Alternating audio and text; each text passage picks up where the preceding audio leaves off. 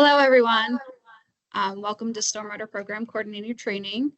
My name is Christina Carrivo. I'm a case manager for Atlantic, Cape May, and Morris counties. Just a few housekeeping items before we get started. Please make sure to keep yourself muted for the duration. We're going to be recording this to post on our webpage when we're done. And then if you have any questions, just type them in the chat. We'll try and answer them as we go through the presentation, but if not, we'll handle them at the breaks that we have planned. So I'll start things off and then I'll hand the presentation over to another member of our unit. But let's just get into it. So this training is considered a permit requirement. So it's mandatory for all SPCs to be trained at least once throughout their permit cycle, which is once every 5 years. So if you retire or change jobs, your successor will need to attend the next available session. Currently, we have been planning to do these trainings roughly 2 to 3 times a year. But if you'd like a refresher in between sessions, we do have recordings of previous presentations as well as a copy of the slides on our MS4 webpage. Those will be there for you to review and share with others in your stormwater program if you want to. For this mandatory portion in the morning, we expect this to last about 2 hours. We'll take a couple of short breaks. We'll address the questions then and any comments throughout the presentation. And then, like I said earlier, there'll be an exit survey at the end of the presentation that will be mandatory for all attendees to complete before they receive their certificate of course completion. So it's really important that you answer that at the end. After that, we'll take a short break. And then if you're staying for the technical training, you're welcome to do that, but we'll try and get that started around 11 o'clock. So on the agenda this morning, our goal is going to be to explain the role of the Stormwater Program Coordinator and to describe what is expected for compliance with all permit conditions. Since this is a combined training for Tier A's and public complexes, we will also highlight any differences between the two permittee requirements. After this, we'll give you some helpful tips about the mapping assistance we provide and the NJDEP online portal, and we'll discuss the different funding resources that are available to assist with permit compliance. And then with any remaining time, we'll open it up for a larger Q&A. Since we're doing a combined SPC training, you'll see these symbols appear on a slide or a portion of the slide. If you see the symbol, that it may pertain to your permittee. So today we'll only be talking about Tier A's and public complexes. So SPCs serve as the main point of contact in your municipality or public complex for all things stormwater. In most cases, this job goes to the public works, maintenance supervisor, or your engineer, though we also have clerks and mayors themselves filling this role too. Some are hired through private consulting firms and may work for multiple permittees. Please be sure to let your MS4 case manager know who the SPC for your town or public complex is. We send all key stormwater correspondence to the SPC. So it's really important that we have the correct contact information. So we'll go into more detail about how each of these bullet points as we go through the presentation, but in a nutshell, this is what the SPC job entails. So as the primary point of contact, you'll receive correspondence from the DEP regarding permit compliance issues. You may not be the one person to personally do all the stormwater work, but you are going to be responsible for making sure things get done in a way that complies with your permit. You'll need to prepare a stormwater pollution prevention plan, or what we call an SP3. This is the document that details each permit requirement and will explain your specific stormwater program. If you haven't already, you'll submit your most updated SP3 to the department, post it to your dedicated stormwater webpage. You'll review it each year, and then you'll use it during annual employee training. Since the Tier A and public complex permits were both recently renewed, we have a new SP3 template for you to use. And then we'll also talk about that template a little later. You'll also be responsible for making sure that all required submissions are made to the department and the county if necessary and on time. You'll make sure the appropriate information is posted on a dedicated stormwater webpage on your website.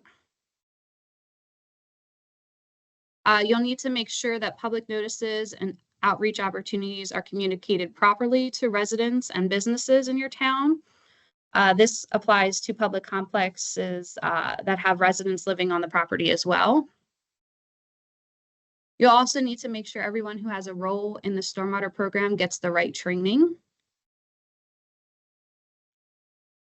You must submit the annual report and the documents that get attached to it as early as January 1st, but no later than May 1st every year. And lastly, you'll need to keep accurate and complete records of any stormwater activities for your program.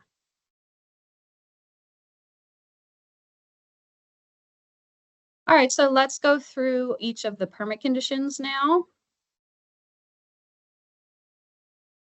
So the Stormwater Pollution Prevention Plan. Let's first talk about creating and maintaining an SP3. So this document could be considered your stormwater manual, a how-to for staff to know what they need to do, how to do it, and when to do it.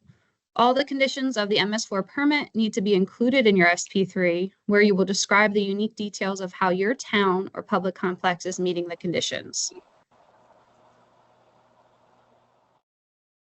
It should be thorough enough for someone to pick it up and have a pretty good idea of how to carry out operations. Original TRA towns and existing public complex permittees should already have an SP3. And then any new TRA permittees and new public complex permittees will need to create their SP3. When you fill this out, please don't leave anything blank. For the areas that are not due yet, please just give a high-level description of the steps you'll take to satisfy the permit condition. Then once you start doing the activity, you can update that section with a more concrete description of the program that you have developed. You'll be reviewing it annually, so just add it then and send a fresh copy to us whenever you make updates. So as far as fillable templates and sample SP3s, the department has a template to work from, which you're not required to use, but it will guarantee that you cover every permit condition.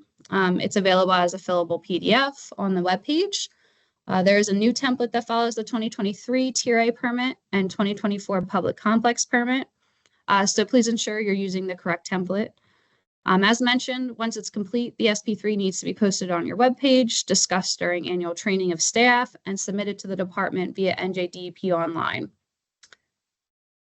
We also have sample SP3s that will show you the level of detail we are expecting. Roughly every 5 years, we renew the MS4 permits, so we'll update our templates and samples whenever that happens.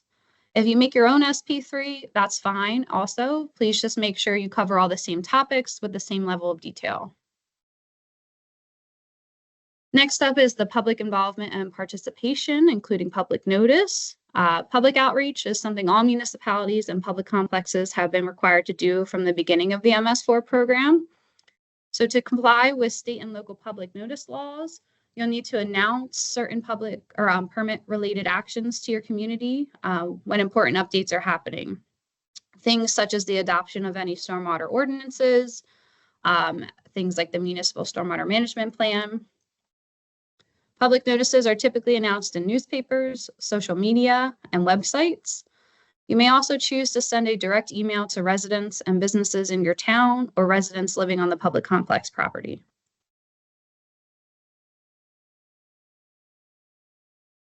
Next up is the dedicated stormwater webpage. So all stormwater materials must be posted on a dedicated stormwater webpage on your municipal or public complex website, somewhere where the public can find all the stormwater materials in one place. So having a dedicated stormwater webpage is something new for all permittees, though original Tier A towns were already required to post materials somewhere on their website. Some permittees may not have a website. If that's the case, they can reach out to their case manager and request approval to post their stormwater related documents on something like a county, state, or federal agency website. I also want to point out that we have a free, easy to use template. We also have staff in-house to provide one-on-one assistance in creating this, should you need it. Some of you have already used our webpage template, so you'll just need to update it with the required materials. A link to the example webpage is posted here on the side, and you can also find it on our MS4 webpage. So these are the things that need to be posted on your dedicated stormwater webpage. As you can see, Tier A permittees will need to post their SP3, municipal stormwater management plan, stormwater ordinances, their MS4 infrastructure map when it's complete, and then also their watershed improvement plan or any WIP documents as they become completed. Public complexes will also need to post their SP3 regulatory mechanisms, the MS4 infrastructure map, and WIP documents as those become completed. And then, like I said, not all of these need to be uploaded right away if they have a delayed due date. So for example, infrastructure maps and the WIP stuff don't need to be updated until they're completed.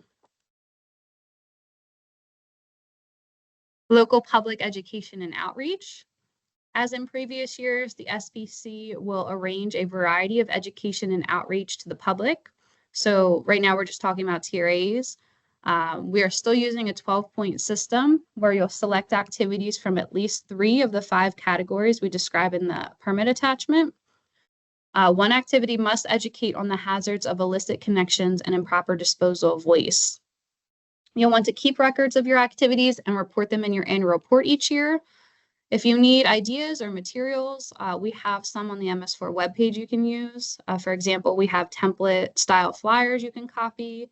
You can insert those, you can insert your own town name and contact information, and then you can mail those out with something you're already going to mail, like tax bills.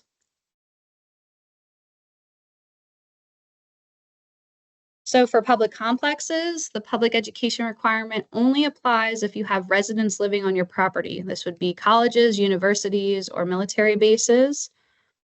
You'll also need to earn at least 12 points. However, the point system was simplified in the 2024 renewal. Now there are only 3 categories to choose from, and then you must choose at least one activity from each category to earn the required 12 points. Similar to the Tier A, one activity must educate on the hazards of illicit connections and improper disposal of waste.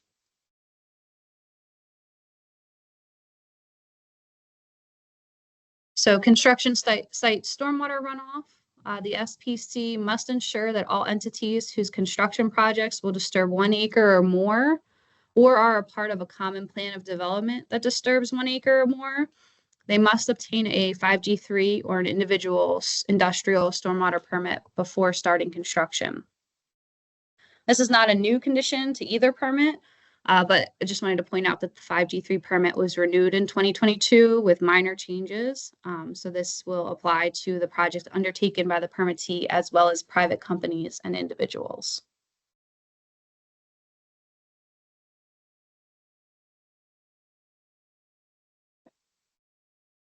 All right, next up is post-construction stormwater management in new development and redevelopment.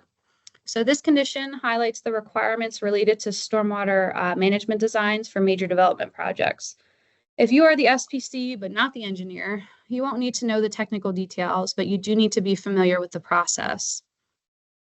Engineers who review and approve major development projects must be different from those who design the projects.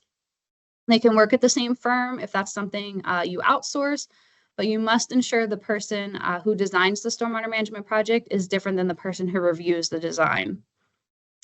Also, review engineers must complete the department's stormwater management design review or SWMDR course every 5 years to stay certified. They will also need to attend training on rule amendments if the department determines that training is warranted. DP certification has always been required for original Tier A towns and public complexes, but is a new requirement for any new Tier A towns and new public complexes. We'll talk more about this training when we get to the training section, but you can check out our webpage for the list of department certified engineers to confirm the status of the engineer for your facility.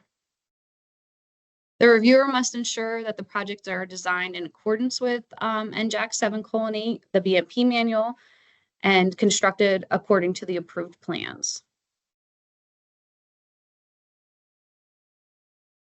For Tier A permittees, the Municipal Stormwater Management Plan is a high-level description of your municipality's strategy and stormwater infrastructure used to reduce flood damage, minimize stormwater runoff, and soil erosion from development, while also maintaining groundwater recharge, stream integrity, and to minimize the pollutants in stormwater runoff, all in a way that protects public safety. It is also part of the town's master plan. The MSWMP has been a requirement of previous Tier A permit iterations and the old Tier B permit. But if you're not familiar with this, check out the model MSWMP posted on our webpage. The department will be updating our model at some point in 2025 to reflect the most recent stormwater rule amendments. Even when there are no changes to your MSWMP, the town needs to re-examine it at least every 10 years along with the master plan and sent to the county for reapproval. Next is the Stormwater Control Ordinance, or the SDO. So this is your town's mechanism to enforce proper stormwater management designs for major development projects. This is also not a new requirement for original Tier A's and new Tier A's. For starters, you should know what your town considers a major development project. Does it match the definition in the stormwater management rules, or is it more stringent? And then I wanted to say that in July 2023, we shared 2 versions of the department's revised model SEO, posted them on our webpage to reflect the most recent stormwater rule amendments.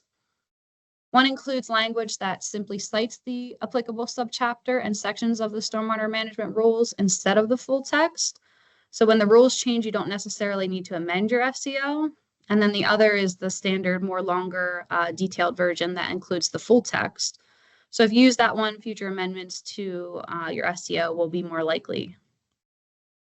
Each amendment to your SEO must be submitted to the county planning board and the department and be posted on your dedicated stormwater webpage. Pinelands Town should follow the Pinelands Commission's SEO model in designated areas. And this means for towns that fall partially within Pinelands area, you'll be required to have 2 SEOs if you don't want to adopt the more stringent Pinelands one for the whole town to reflect different areas of the town. It's important to note that the permit requires updates to the MSWMP and SEO to reflect amendments to NJAC 7:8 within 1 year of rule adoption.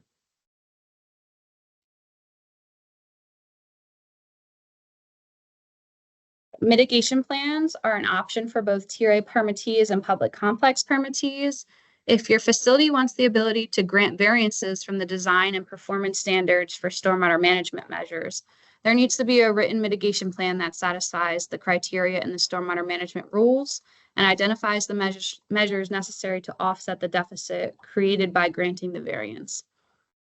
Each time your facility grants a variance, you'll need to send a report describing the variance to the department within 30 days of approval. For Tier A permittees, the mitigation plan must be included in your MSWMP and SEO, and you must also submit a copy of the report to each approved variance to your county planning board. For public complex permittees, the measures necessary to offset the variance can be provided through a menu of design and performance standards with corresponding mitigation projects for different drainage areas within the same HUC 14. Next up is ordinances and regulatory mechanisms. So earlier we talked about the Stormwater Control Ordinance for Tier A permittees, which is related to major development. This set of ordinances and regulatory mechanisms is aimed at minimizing stormwater pollution and flooding throughout the community, not just at major development sites. The purpose of community-wide ordinances and regulatory mechanisms is to have methods in place to keep pollutants out of stormwater so it does not make its way to streams, lakes, and other water bodies, where it can contribute to harmful algal blooms, causing beach closings and a host of other negative impacts. So let's briefly go through each community-wide ordinance and regulatory mechanism that permittees are required to adopt and explain their purpose. First, we'll talk about the ones that apply to both Tier A and public complex permittees. Up first, pet waste. This is intended to require people to clean up after their pets so their waste stays out of the stormwater system and ultimately out of the watershed. For public complex permittees, this can also be used to prohibit pets other than service animals from being allowed on your property. Number 2 is wildlife feeding. This is intended to keep people from feeding wildlife like ducks and geese, for example, also to discourage them from gathering where they can leave droppings and pollute the watershed. Next up is litter control. It's intended to keep trash, including solids, floatables, and residual pollutants from contaminating stormwater and causing flooding due to debris clogging the MS4. Towns can either adopt their own ordinance, including adopting our model, or enforce the state litter statute to meet this requirement. Next up is the improper disposal of waste ordinance, intended to keep people from purposefully dumping waste into the storm system. Example would be dumping grease, paint, motor oil, or any other hazardous waste into the stormwater system. Next up is yard waste. This is intended to keep leaves and grass from polluting and clogging the stormwater system. So for public complexes, this is only to be adopted if you have residents living on your property, such as state universities or military bases. We have two different versions of a model for this. We have the containerized yard waste version. So you'll want to adopt that one if your town or public complex provides pickup of leaves or grass and requires them to be placed in bags or other types of containers. The next one would be loose yard waste. You'll want to adopt that one if your town or public complex provides pickup of leaves or grass and requires them to be left out in open piles. This one specifies that loose grass and leaves must be at least 10 feet from any storm drain and put out no sooner than 7 days prior to the scheduled pickup day. And then if you do not provide pickup of the grass or leaves, you'll want to adopt the loose yard waste version, since it also applies to pickup by county or private providers. So for existing public complexes, these 5 regulatory mechanisms should already be adopted. And for new public complexes, you must adopt them by January 1st, 2025. All model ordinances and regulatory mechanisms are posted on our MS4 webpage. The remaining topics are covered within the public complex under good housekeeping, which will be covered later in the presentation. But now I'll move on to talking about the rest of the ordinances that only apply to Tier A. We have private storm drain inlet retrofitting ordinance. This is intended to ensure that any new storm drains that are installed on private property follow the design standard in permit attachment B. The current inlet design keeps most solids and floatables out of the MS4. Retrofitting is also required for projects that involve repaving and resurfacing in direct contact with the old style storm drain inlets. We have illicit connections ordinance, intended to ensure people don't contaminate stormwater by making a physical connection to the MS4. Examples would be hooking a sanitary wastewater pipe from your home sewer or business into the storm drain system. Next up is the privately owned salt storage ordinance. This is one of the new ones we introduced with the latest permit renewal. It is intended to ensure that salt piles are properly covered if they aren't in a permanent structure. Salt may be stored temporarily in a neat pile with full coverage to minimize runoff. And then last up for the Tier A's is the tree removal and replacement ordinance. So this is another new ordinance that came with the latest permit renewal. It's intended to ensure that trees are removed only when necessary and replaced in a responsible manner to reduce erosion and to promote stormwater infiltration. The ordinance does not have to match our model, but it must have some sort of removal and replacement requirement, and it must be applicable to all properties across the entire municipality. So all these model ordinances are posted on our webpage. And the department is also offering a stormwater ordinance package, which includes all 9 ordinances listed in the slide here rolled into one, reflecting the department's models. This may be particularly helpful for any new Tier A towns, as they can adopt this one package rather than adopting each ordinance individually. All right, we're going to get started on the next portion. So let's move on to some good housekeeping and infrastructure requirements. Let's talk about the difference between storm drain inlets and catch basins. The storm drain inlet is the top grate that you can walk or drive over. If it's along a curb, it will also include the curbside opening. So we consider the inlet to be the parts that you can see on the surface. The catch basin is below the surface, typically straight below the inlet, but sometimes it could also be further down the pipe. Here are two photos to show the difference between storm drain inlets and catch basins. The picture on the left shows an inlet that is in very good condition. There are not leaves or trash clogging the drain. It's labeled and it's retrofitted. On the right, the inlet grate has been removed, allowing you to see the catch basin. This one has some leaves and trash in there that should probably be cleaned out. So for storm drain inlets, there are a few things to keep in mind with storm drain inlets as it relates to the permit requirements. First, they will need to have appropriate labels to indicate that they drain to waterways. Newer inlets may have permanent wording cast into the structure itself, like the photo on the bottom shows. If it's an older model, the inlet that doesn't have this, you can attach a button to it, like the one above that says no dumping. Otherwise, you can paint a message with a stencil or get creative with an artistic design to convey the message. All permittee-owned storm drain inlets must be retrofitted by the end of the permit cycle, which is by the end of 2027 for Tier A's and by the end of 2028 for public complexes. You do not need to replace the inlets. You'll just need to add a bolt-on plate across the curb opening of the old style structures like you see in the top right picture. If you're installing any new storm drain inlets, you're required to use a new style inlet structure that complies with the NJDOT design for bicycle safety. New storm drain installations must have a corresponding catch basin or other BMP designed for solids collection. It can be directly below the inlet or downstream of the new storm drain inlet prior to discharge to surface water. Storm drain inlets installed on bridges and culverts are exempt from this requirement. So now that we talked about everything you need to know about the structure, let's talk about the inspection and maintenance of storm drain inlets and catch basins. So for storm drain inlets, these inspections can be done by driving to each inlet and just hopping out of the truck to see if trash, leaves, branches, or other debris need to be removed, or if you see any visible signs of damage. For this reason, we require that all permittees inspect all storm drain inlets once every year. For catch basins, these involve a bit more work. The inspector will need to get out of the truck, look down inside with a flashlight, maybe lift the inlet grate to see if the catch basin needs cleaning. So for Tier A permittees, the requirement is to inspect a minimum of 20% of the total every year on rotation, so that all catch basins are inspected by the end of the permit cycle.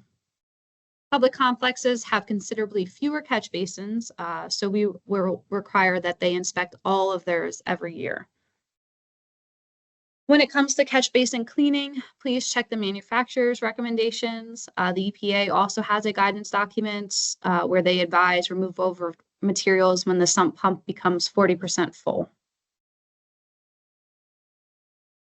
Okay, let's talk about some outfall inspections.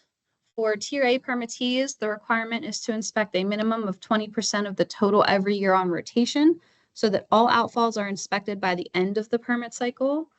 Public complexes likely have considerably fewer outfalls, so we will require that they inspect all of their outfalls each year. All permittees will need to inspect any newly constructed or newly identified outfalls within 30 days of identification. I wanted to point out that the department offers outfall inspection forms. You can find these on our MS4 webpage, and this will be to document your findings. These inspections must include checking the overall structural integrity of the outfall, clogging, and instances of stream scouring and any illicit discharges. The next two slides will focus on stream scouring and illicit discharges. So scouring can be present as gouging out of the stream bank, undermining the outfall structure. Scouring erodes soils, clogs stream beds, and ruins habitats.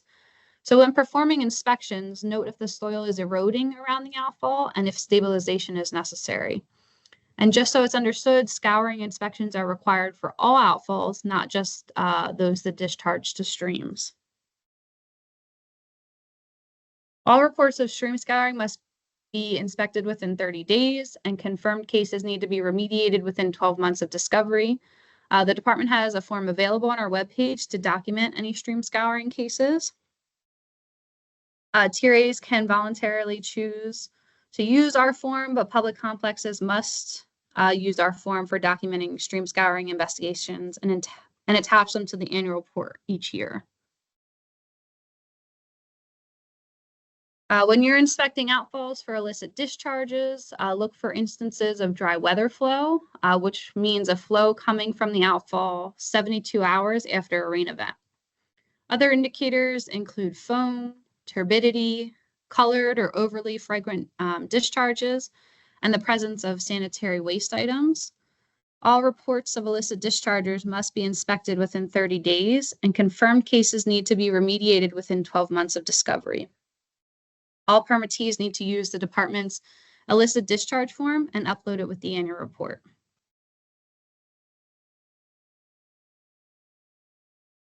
Historically, there have been a few outfall problems reported to the department, yet problems with stormwater flooding and pollution persist. So we've recently been working with the New Jersey Watershed Ambassador Program and other watershed groups, using this outfall observation form for concerned citizens to report potential cases of damaged outfalls, stream scouring, and illicit discharges.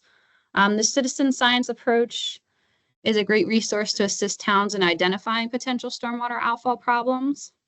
So just wanted to point out that citizens are encouraged to contact their municipality first to address these issues.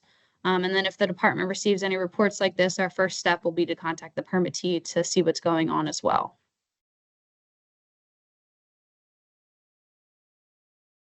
So for MS4 conveyance systems, which would include any man-made features that convey stormwater. This typically means pipes, ditches, swales, and concrete drainage channels.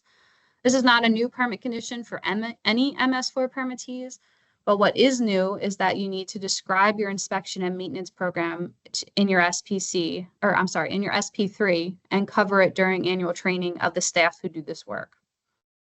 We don't specify in the permit exactly when you should do inspections and maintenance, since there's a lot of variation in conveyance systems. So please just tailor your program to best suit your system. The department has guidance available if needed.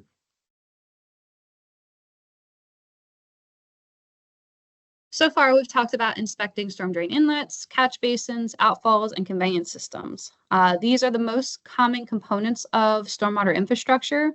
But we know that there are other features our permittees use, so we created this catch-all permit condition. It will apply to anything else you use to manage stormwater, things like stormwater basins, manufactured treatment devices, etc. For anything that falls into this miscellaneous category, you'll first need to explain what it is and define the conditions that warrant cleaning and maintenance, and that would be per the approved maintenance plans. If approved plan is not available, you'll be able to create one following the department's best management practice manual or maintenance guide. Both are available on our website. If the feature in question is not included in the department's BMP manual or any guidance material from us, you'll need to conduct inspections at least 4 times each year and after each rainstorm exceeding 1 inch of total rainfall. If any of the infrastructure is found to not be functioning properly, maintenance and repairs must be done no later than 90 days from discovery. If you need help, contact your MS4 case manager to help or put you in touch with our stormwater engineering group, and we'll help point you in the right direction. Private stormwater facilities. So this is going to be only for Tier A permittees. This condition is for privately owned stormwater facilities within your municipality. SPCs must have a way to ensure that they are operational and that cleaning and maintenance is performed as per approved maintenance plans. This was previously required in both the Tier A and Tier B permits. Operation and maintenance responsibilities may be assigned to commercial property owners, developers, and homeowners associations. However, individual homeowners cannot be assigned these responsibilities for stormwater facilities that were designed to manage stormwater for the general vicinity. The private owner or operator is responsible for providing documentation to the municipality that the stormwater facilities on their property are inspected annually and maintained according to approved maintenance plans. You can implement this program however it works best for your town. We have cases where some choose to have private owners submit forms each year to confirm the conditions are met, while other municipalities charge fees to perform inspections of private facilities themselves. You'll need to keep an inventory of the location and types of private stormwater facilities, as well as records of inspections, cleaning, maintenance, and repair work, and any problems and enforcement actions you have taken. The location and type of these private facilities will need to be included in the map that you create for your watershed improvement plan, and we'll cover that a little bit later. All right, let's talk about street sweeping. So sweeping streets provides more than just aesthetic benefits. It keeps dirt, debris, and litter out of the stormwater system where it would otherwise pollute the watershed. It helps alleviate flooding from clogged storm drains and can help to reduce the frequency of catch basin cleanings. You are only responsible for sweeping your roadways, and you do not need to buy a street sweeper if you don't currently have one. You're urged to check with the county, state DOT, nearby town with a sweeper to see if you can arrange a shared service with them. The county and state will be sweeping their roads, some of which run through or around your municipality or public complex facility anyway, and may be worthwhile to reach out to them. You can also hire a private sweeping company if that works best for you. As the SPC, you're ultimately responsible for ensuring that sweeping happens in accordance with your permit requirements. So let's talk about what types of roadways you need to sweep and when to do it. So not all roads need to be swept. Please do not sweep tar and chip roads, dirt roads, or gravel roads. And then also, if the road has no storm drain inlets or no drainage ditch or swale that conveys stormwater to surface water, you do not need to sweep it. This picture is an example of a road with no way for the stormwater to run off and get to surface water, so it is not required to be swept. Here are some photos of roads that are required to be swept by both Tier A permittees, and public complex permittees. The road in this photo has storm drain inlets, so it will definitely need to be swept. However, it's important to note that you only need to sweep the stretch of road that leads to that storm drain inlet. So, for example, if you have a long road with one storm drain inlet on it, then you only need to sweep the area that drains to that inlet, not the entire road. This road in the next photo does not have any inlets, but there is a drainage ditch that collects water from the road and dumps it out to a creek. So this is one that you would also need to sweep. Sometimes there are ditches or swales along roads that don't connect to anything. It's just a place for the water to run off and eventually discharge to groundwater. If that's the case, then you also don't need to sweep that area. Now that we know which roads to sweep and not sweep, let's talk about how often to sweep those roads. So for Tier A's, there are two different sweeping frequencies for the different types of roads. So roads with storm drain inlets must be swept at least 3 times a year, and roads that do not have inlets but do discharge to surface water must be swept at least once a year. Remember, you're only sweeping municipal roads that discharge in some way to surface water. For the new Tier A municipalities, street sweeping is a new condition, but for original Tier A towns, the criteria for sweeping has just been modified from the previous permit. So all municipalities have until January 1st, 2026 to implement a new sweeping program. So for public complexes, sweeping requirements have not changed from the previous permit. Every month, you'll need to sweep paved areas that have storm drain inlets draining to surface water.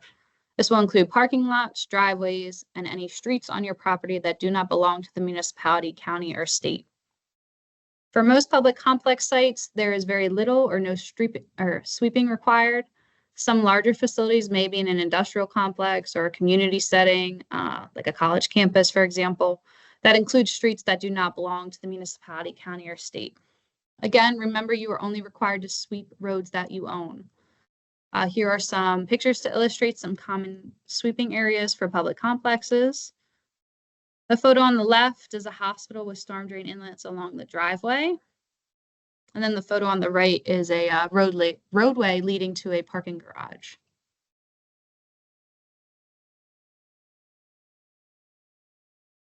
Next up is herbicide application management. If you use herbicides to kill weeds, the SPC must ensure that they're being applied properly to prevent it from being washed into waterways and causing erosion from devegetation. Avoid spraying herbicides on or near storm drain inlets and on steep slopes, and only spray in areas where it's unsafe or impossible to mow. Also, make sure that when spraying around structures like telephone poles, you'll want to keep the spray within a 2-foot radius.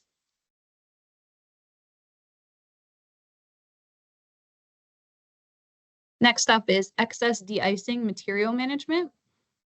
So the management of excess de-icing material is not related to how you store your salt supply at your maintenance yards. We'll talk about proper storage later. This condition is aimed at cleaning up the little piles that are sometimes accidentally left behind in parking lots or along roadways where the driver starts up or stops the spreader. So within 72 hours after the storm, you'll want to check where your spreaders have worked and clean up any piles that you find. This way the materials don't wash into nearby waterways.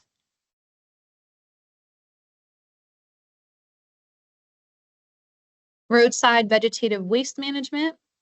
Grass clippings, dead leaves, and tree branches that get into the MS4 have the potential to clog the conveyance system and cause flooding.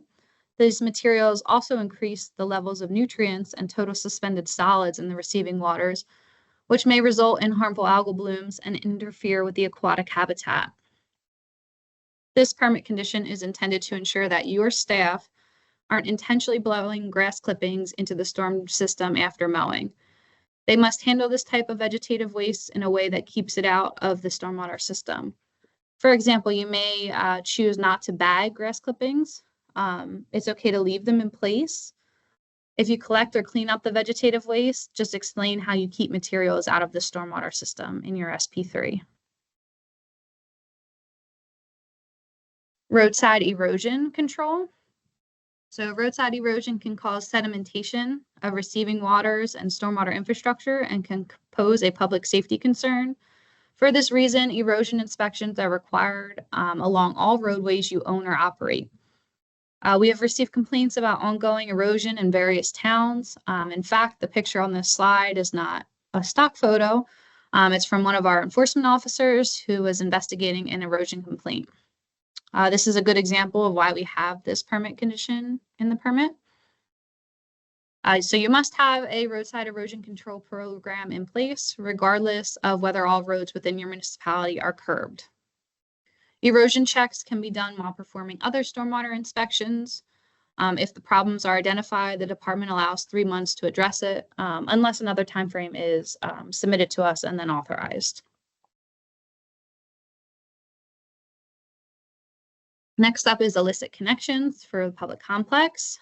The Tier A permit addressed illicit connections in the form of an ordinance, but for public complexes, they have this baked into their permit conditions. But similar to the Tier A ordinance, this condition is intended to ensure people are not discharging into storm drains. For example, hooking a sanitary wastewater pipe from a business into the storm drain system on your property. Illicit connections often show as illicit discharges at your outfalls.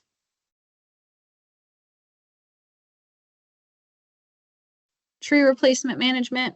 This is also a requirement of the public complex permit that is in the form of an ordinance for the Tier A permittees. But this condition for the public complexes requires that the public complex have a program in place to replace trees that are removed. But first, let's talk about the exemptions from this, since there's quite a few of them.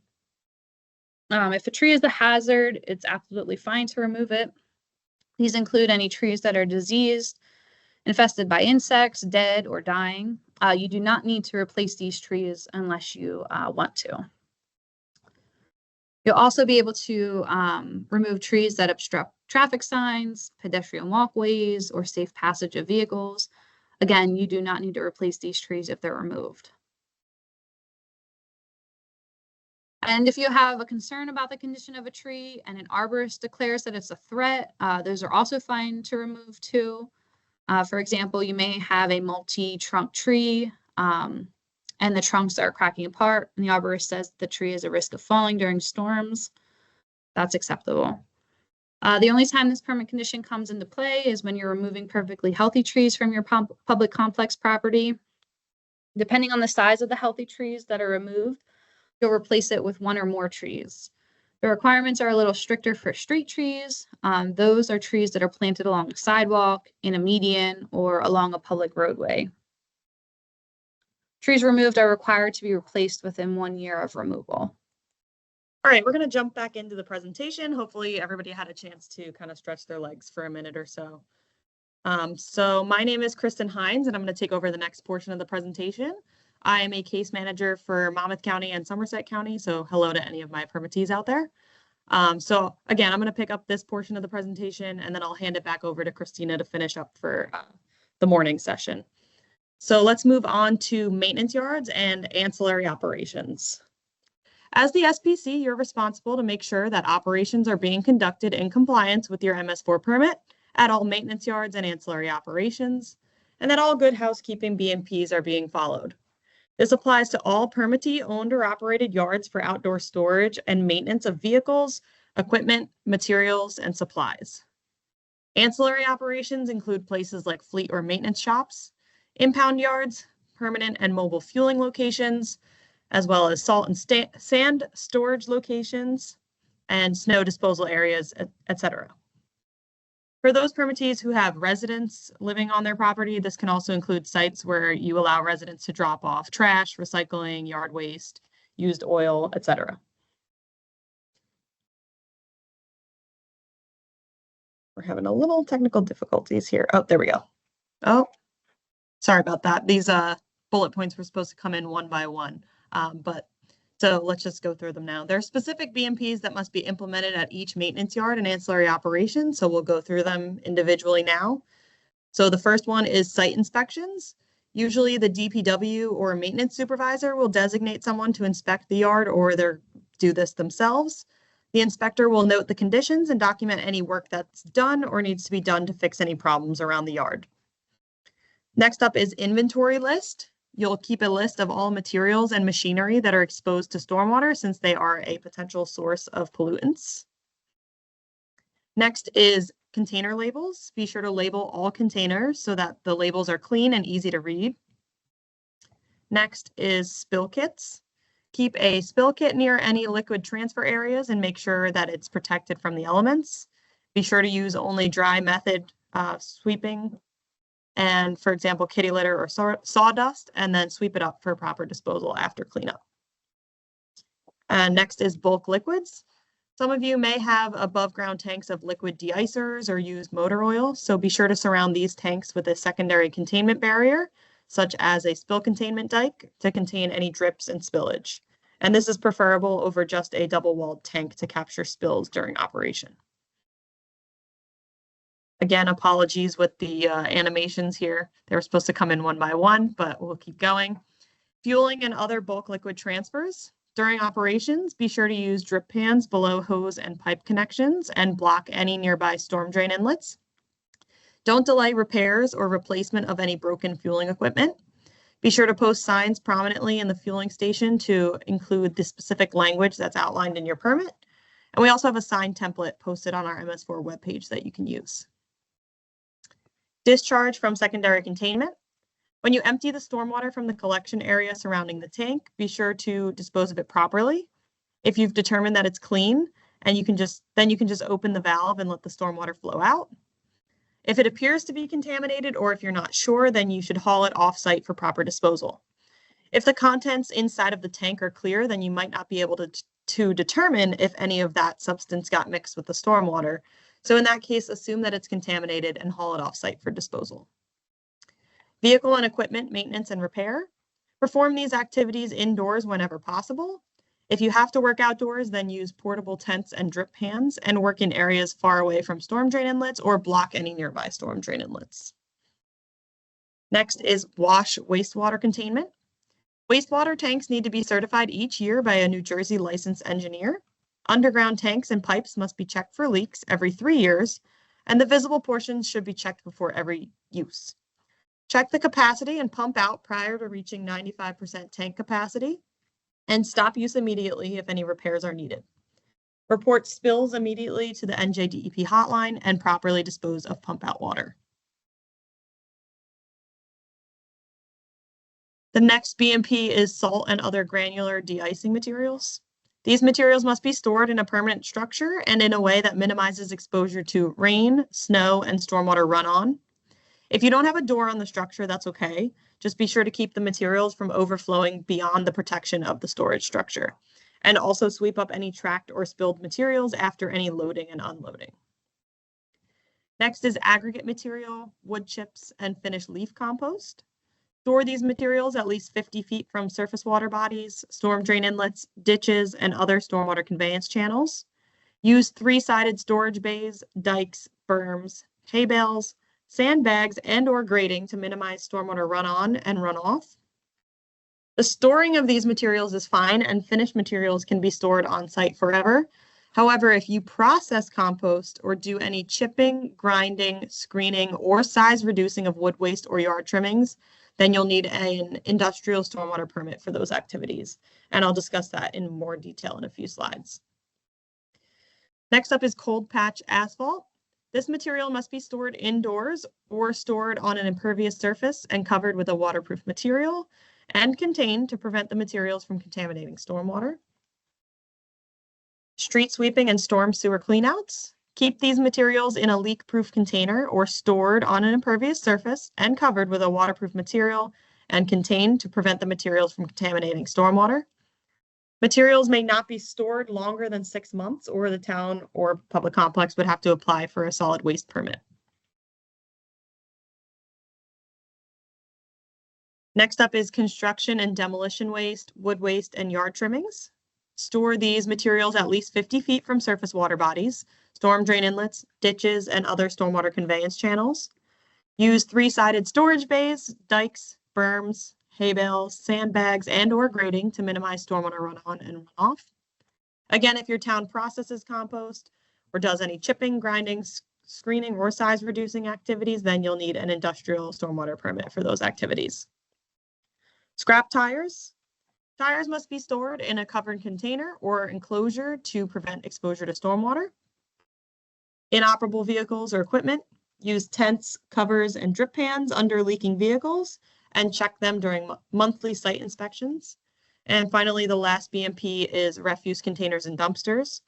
All trash containers and dumpsters on site must be covered when they're not in use.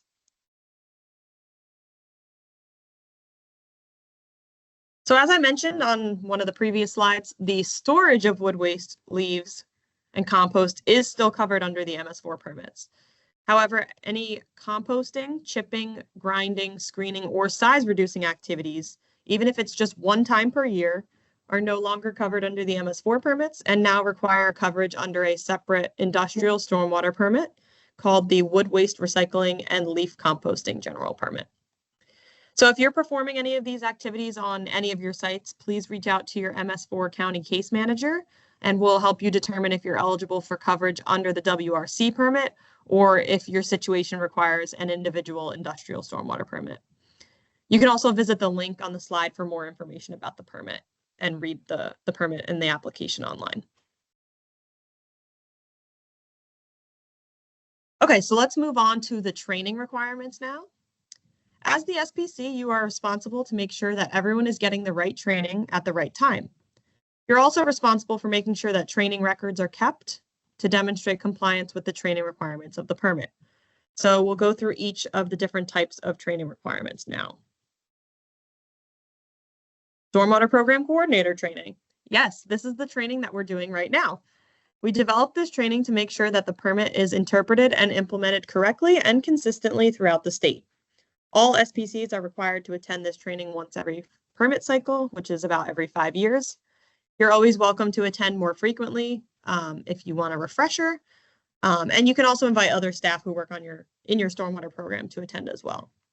During trainings, we monitor attendance and keep records to make sure that the SPC for every single town and public complex in the state has been trained. And attendees are given a certificate of completion after the course. And then we also maintain a list of all individuals who have completed the SPC training on our website.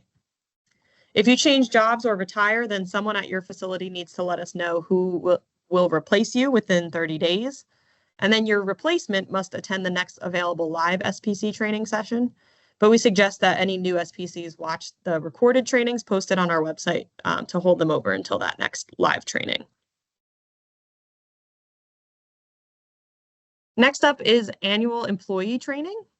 The SPC is responsible for conducting or coordinating annual training for their staff, including any contractors, on stormwater-related job duties. The required training topics are listed here on the slide for Tier A's on the left in the blue and for public complexes on the right in the green box.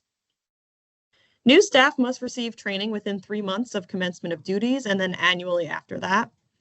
Not everybody needs to be trained on every single topic. Just make sure that the people who are doing work related to that specific topic are getting the appropriate training. The only topic that applies to everyone is a review of the most current SP3. We know that you all don't have a training department necessarily, so a discussion of these topics should be conducted each year and led by the most knowledgeable person that you have on that topic. So for example, street sweeping training would probably be covered by the DPW director. And if you have a code enforcement officer, that person might be the best one suited to cover the ordinances or regulatory mechanisms training. Annual employee training can be done in a group setting or one-on-one, out in the field, in the office, on the computer, however you see fit or however it fits best for that topic. The SPC is responsible for ensuring that all required training is held and that all appropriate records are kept in accordance with the permit. The next training is Stormwater Management Design Reviewer training. The SPC must ensure that those engineers who review and approve designs for major development projects on behalf of the permittee attend the department's Stormwater Management Design Reviewer training, which we call SWMDR. The purpose of the training is to ensure that the projects are designed in accordance with the stormwater management rules, so that once a project has been constructed, there is minimal impact on stormwater quality and runoff quantity or flooding. This is a technical course that covers the most current stormwater management rules, municipal stormwater management plans, stormwater control ordinances, mitigation plans, and the department's BMP manual. The course is approximately 12 hours in length, and it's broken up in 4 half-day sessions, and it's required to be taken every 5 years. The department has a list of past course attendees and certification dates posted on the website, so you can check the status of your facilities engineer. If there's an amendment to the stormwater management rules, then additional training may be required. If the department determines that training sessions are necessary, engineers must attend within 12 months of the adoption of any rule amendments. Rule amendment trainings will be announced by the department on the website and via email to all SPCs and to all engineers who have attended previous SWMDR courses. And then the last type of training is municipal board and governing body member training, and this only applies to our Tier A permittees. Members of planning boards, zoning boards, and town councils who review applications for major development projects are required to be trained on an overview of the stormwater management rules. The department provides a set of brief videos that gives a high-level description of the key considerations one should make when reviewing a project. The content and time commitment is nowhere near as extensive as the SWMDR course. The video that these individuals watch when they first take office is about 45 minutes long. And then once per term after that, they can choose from another set of videos that range anywhere from 4 to 12 minutes in length. We hope to refresh these videos in the future, but for now, if you have people in office for lengthy terms, just have them rewatch one of the videos posted on our website, even if they've seen it before. All right, so moving on to the MS4 infrastructure map. Again, I apologize for the technical difficulties. We were supposed to have some animations that kind of broke up some of the text on the slides. But we'll go through the Tier A requirements for the infrastructure map first. So original Tier A permittees should have already mapped and submitted their stormwater outfall pipes by December 2020, as required by the 2018 permit.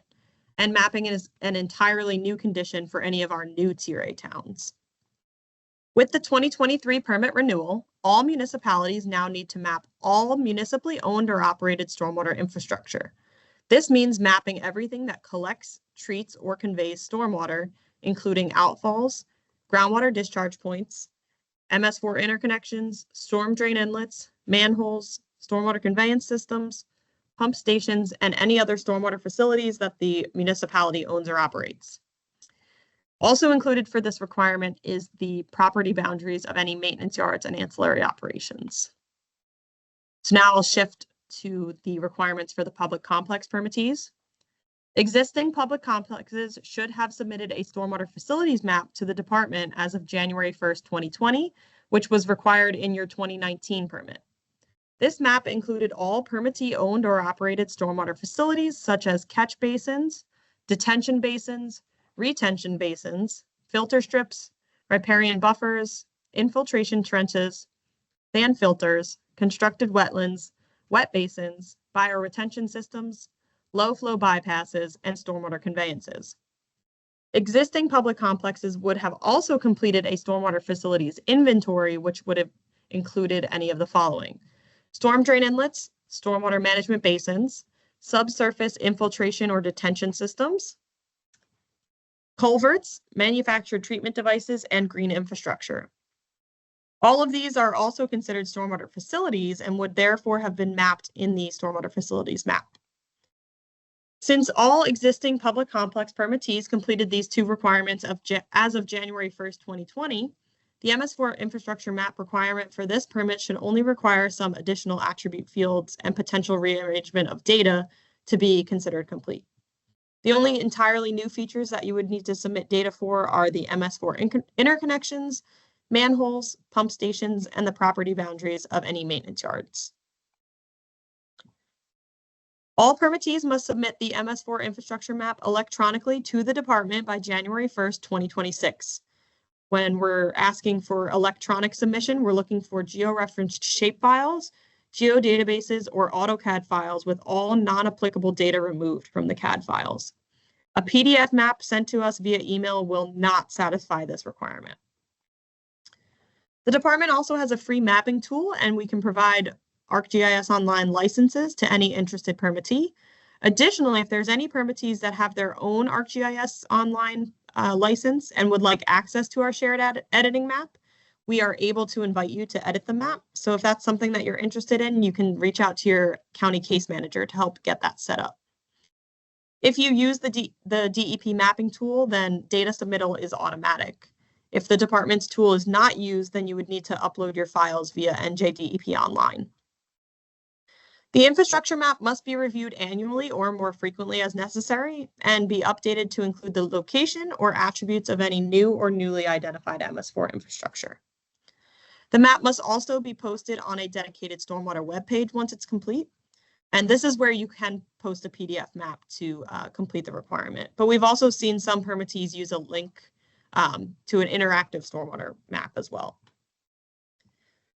We want to also remind you that data collected for your MS4 outfalls, MS4 interconnections, and storm drain inlets will be an important part of the watershed improvement plan as well.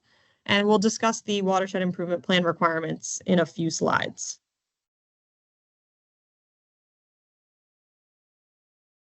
It's important to note that we require that all permittees include certain attributes in the electronic data that they submit for their map. So let's go through each of the stormwater features and their associated required attributes. First up is outfalls. The required attributes that must be included in your data are the type of outfall, such as pipe or open channel, and the name of the receiving surface water body that the outfall is draining to, such as Delaware River or any other river or tributary. If your outfall, quote unquote, drains to a ditch, a basin, or groundwater, then it is not considered an MS4 outfall and should not be included in your outfall layer. These points would be mapped as groundwater discharge points instead. Groundwater discharge points. The required attributes that you must include in your data here are the type of groundwater discharge point. The two most common types are constructed infiltration BMP, such as an infiltration basin or a sump inlet, and overland flow area. Interconnections. The required attributes that must be included in your data are the type of interconnection, such as a pipe or open channel, as well as the upstream and downstream entities. So for example, if your system is discharging to a neighboring municipality, then your facility is the upstream entity and the downstream entity is that other municipality. And then vice versa if you are receiving stormwater discharge from another system. Next is storm drain inlets. The attributes that we require here are pretty straightforward. We ask for the type of inlet, such as combination inlet, grate inlet, etc. Whether or not there's a catch basin present, if the inlet is labeled, and if it's been retrofitted. And then for catch basin, label, and retrofitting, these can all just be a simple yes or no within your attribute table. For manholes, we don't ask for any specific attributes. So all that we're looking for in your manhole layer is just points on your map. Next is conveyance. The required attributes that must be included in your data are the type of conveyance feature, such as a pipe or a ditch, as well as the direction of flow. For direction of flow, this can be presented as cardinal or ordinal directions, and you can either spell out the words or include the abbreviated letters. And this should be presented as cardinal or ordinal directions. And this layer should also be submitted as a line feature. For pump stations, similar to manholes, we're not asking for any required attributes, so all we're looking for again is points on a map.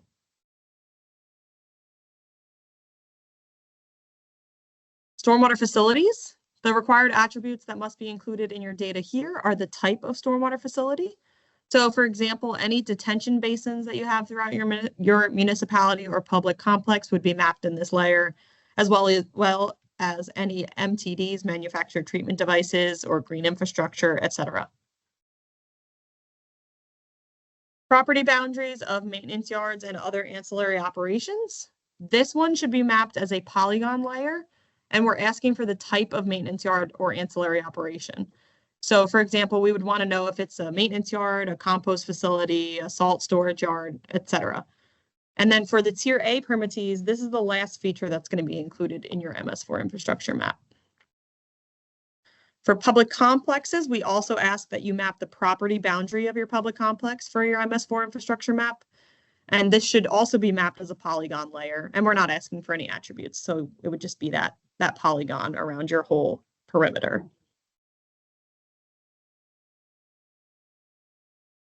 So in summary, NJDEP initially created a database and data dictionary for the stormwater features required to be mapped by MS4 permittees. It's currently being updated to account for the new mapping requirements of the 2023 Tier A permit, as well as the 2024 public complex permit. The data dictionary was made available over several different collection methodologies to suit the needs of all of our permittees, including a shared editing map in ArcGIS Online and a downloadable geodatabase template. Please reach out to your case manager if you're interested in using our shared editing map in ArcGIS Online, and we'd be happy to help you get that set up. Any existing data that's been submitted can be viewed via NJDEP Open Data and NJGeoWeb. And then lastly, the department is willing to provide any assistance in the form of in-person training and by answering any questions that you may have via email, phone, or even a Teams meeting.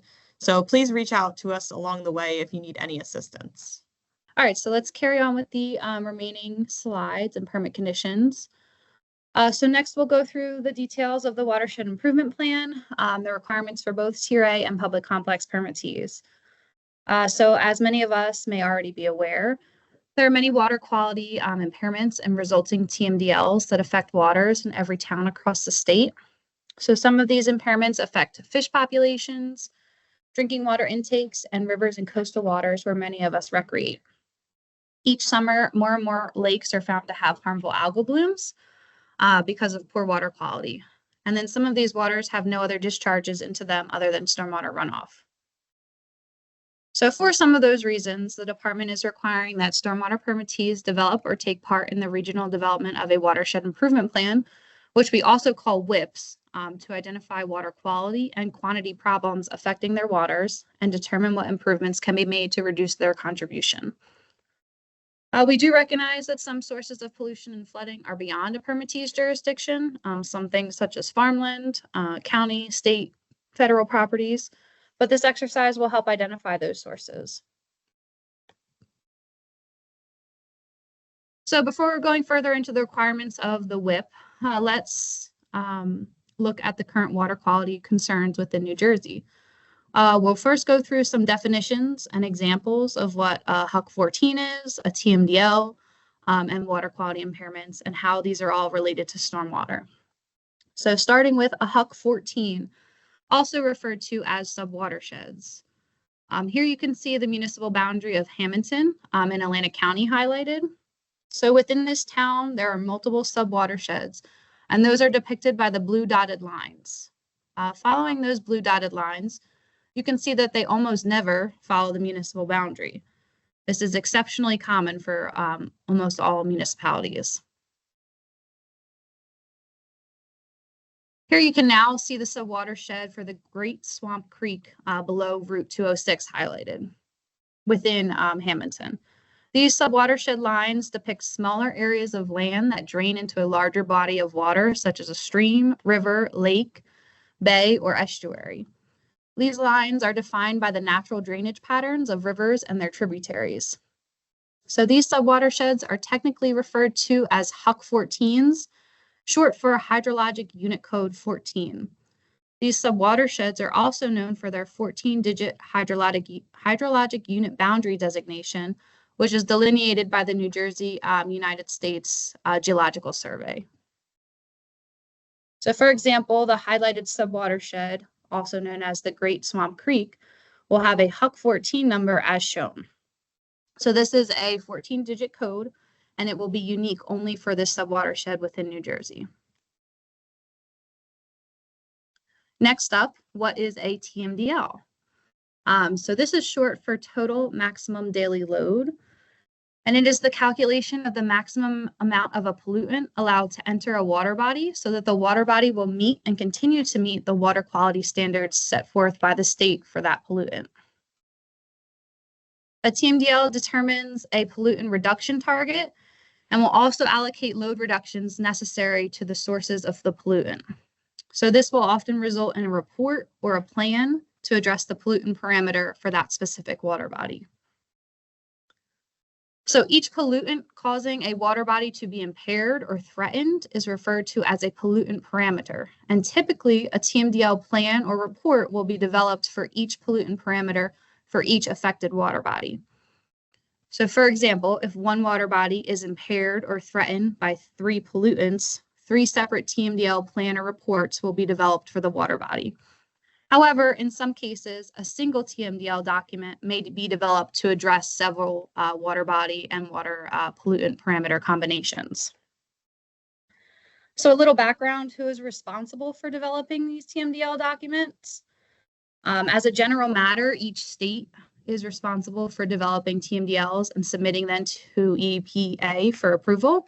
EPA will then review them under the Clean Water Act, and they will either approve or disapprove the TMDL set forth by the state. And then on the slide, you can see a full list of pollutant parameters related to stormwater that New Jersey has developed TMDLs for. There's anything from fecal coliform to temperature to total suspended solids. As you can also see on the slide, TMDLs have been developed for a majority of the subwatersheds in the state. You can see that on the map, everything that's highlighted in yellow. For MS4 dischargers, best management practices are generally considered the most appropriate form of effluent limitation when designed to satisfy technology-based requirements and to protect water quality.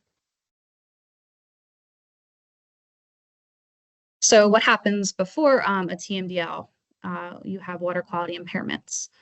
So before a TMDL plan or report is developed for a pollutant and a water body combination, it's likely that this pollutant and water body would be designated as impaired first. That'll bring us to every 2 years, New Jersey is required to submit a water quality assessment report, and that's under Section 303D of the Clean Water Act, and that is describing the condition of the waters within the state. So these reports include water quality information on rivers, lakes, estuaries, coastal waters, and it will include an analysis of the extent to which waters are meeting the current water quality standards. Waters are assessed as impaired when an applicable water quality standard is not being attained. Impaired waters will require a TMDL or alternative restoration plan to reduce pollutant loadings and restore the water body. Listed here on the screen are the parameters related to stormwater that New Jersey has waters that are impaired for. And then in the map, you can also see the impaired waters highlighted in blue.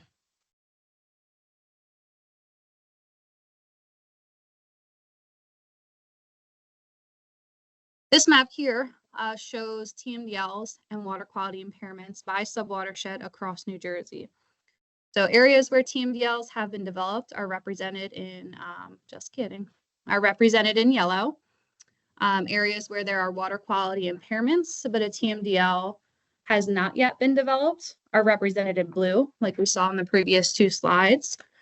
And since these layers are transparent, the green portions of the map represent areas where both the TMDL and an impairment are present. As you can see, there's at least a portion of every municipality in New Jersey that has an impairment, a TMDL, or more often than not, both.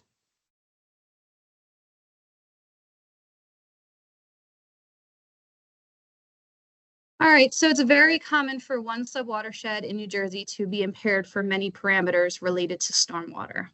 So let's go back to our previous example of Great Swamp Creek below Route 206 in Hamilton. So there is a TMDL developed for total coliform to address shellfish impaired waters. And this subwatershed is also impaired for both pH and nitrate. So there's currently 3 parameters affecting this subwatershed. So highlighted here are some common pollutants related to stormwater in New Jersey, along with some of their sources of origin. Wildlife, pet, and human waste contribute to bacteria pollutants such as fecal and total coliform and E. coli. Fertilizers, leaf litter, and other vegetative waste contribute to increasing total phosphorus, nitrate, dissolved oxygen, and pH levels. Runoff from impervious surfaces, roadside erosion, road salt, and leaf litter also contribute to increases in total dissolved solids, total suspended solids, and turbidity. Vehicles, asphalt, and building materials may contribute to increases in metals, PCBs, VOCs, and PAHs. And then finally, deteriorating pipes can contribute to the increase of lead and copper in waterways.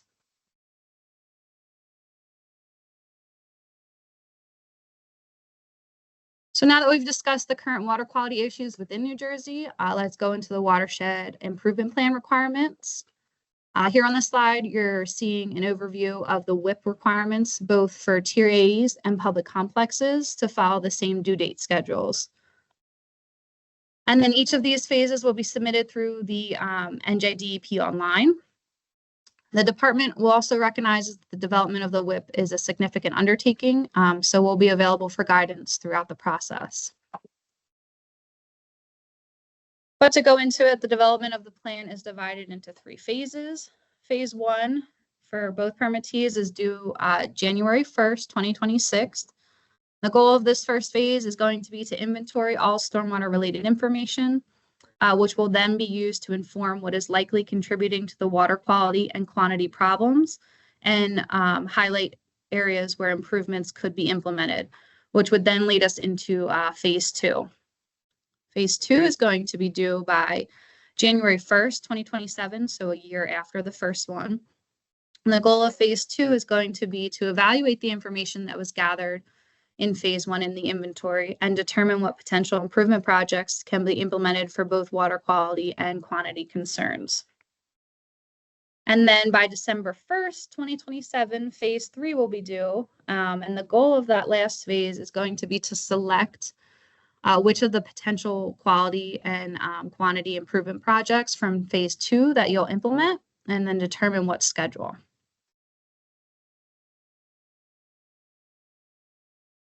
All right, so let's talk about phase 1, the watershed inventory report. This will likely involve multiple staff members and will be closely related to the MS4 infrastructure map that is also required to be submitted on the same date. This step will involve adding a few more data sets to the MS4 infrastructure map that we discussed earlier. You'll also need to analyze department available data related to stormwater, and then you'll summarize all of the required information in a narrative report. So while collecting MS4 infrastructure data for both Tier A and public complexes, permittees may want to consider collecting at the same time the additional data required by the watershed inventory report. Things such as the drainage areas for each outfall or group of outfall, drainage areas for each interconnection, And if you're a Tier A, you'll also need to add the location of any private stormwater management measures within your permittee's boundaries. For this, we suggest that the H&H database is a good resource to use as a starting point for identifying some of these private stormwater management measures. It was developed in 2011 by the Soil Conservation Districts along with NJDEP funding. It's available on the Rutgers website, or you can find it through a simple Google search for hydro.rutgers.edu. The link is on the slide here. But just understand that this database is not an all-inclusive, and it may not have been updated with new projects or as-built plans if they differed from any original applications. Once you acquire all of the data, next, you'll need to analyze and summarize the rest of the subwatershed information, most of which is available from the department's already available data. This will include looking at the receiving surface water bodies for all outfalls or groups of outfalls, the water quality classifications for all of the receiving surface water bodies. This will show if there are any FW2 non-trout, pinelands, or any Category 1 streams with any of your subwatersheds. You'll look at the TMDL and impairments by subwatersheds, which will show which pollutant is affecting which subwatershed. You'll look at the impervious areas within the permittee subwatersheds. And then if you're a Tier A, you'll also need to summarize the overburdened communities within your subwatersheds. And then optionally, permittees are encouraged to look at any additional NJDEP's regulated facilities in each subwatersheds. So all of this collected, summarized, and analyzed data combined will begin to illustrate the connection between the water quality and quantity issues present upstream in your subwatersheds, and may highlight potential areas where improvement projects may be implemented.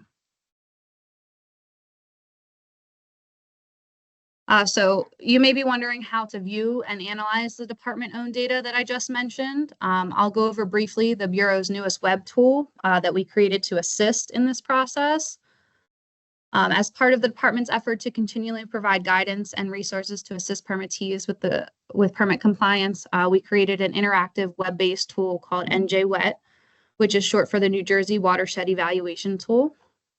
We created this tool with a wide variety of users in mind and hope that it will ultimately assist our permittees in the creation and implementation of their watershed improvement plans. As I just discussed, this plan will be due in 3 phases. The first one is due for both Tier A's and public complexes by January 1st, 2026. And as we just discussed, you're going to be required to submit a map and then data behind features for that.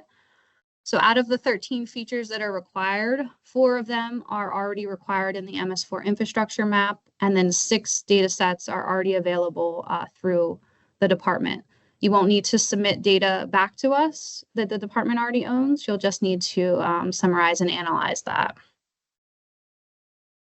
The tool is broken up into 4 tabs. The home tab features an interactive dashboard. So every data set available from the department related to stormwater will be represented there. The next 3 tabs will feature a grouping of stormwater related data that includes TMDLs and impairments, MS4 infrastructure, and then impervious surfaces and overburdened communities.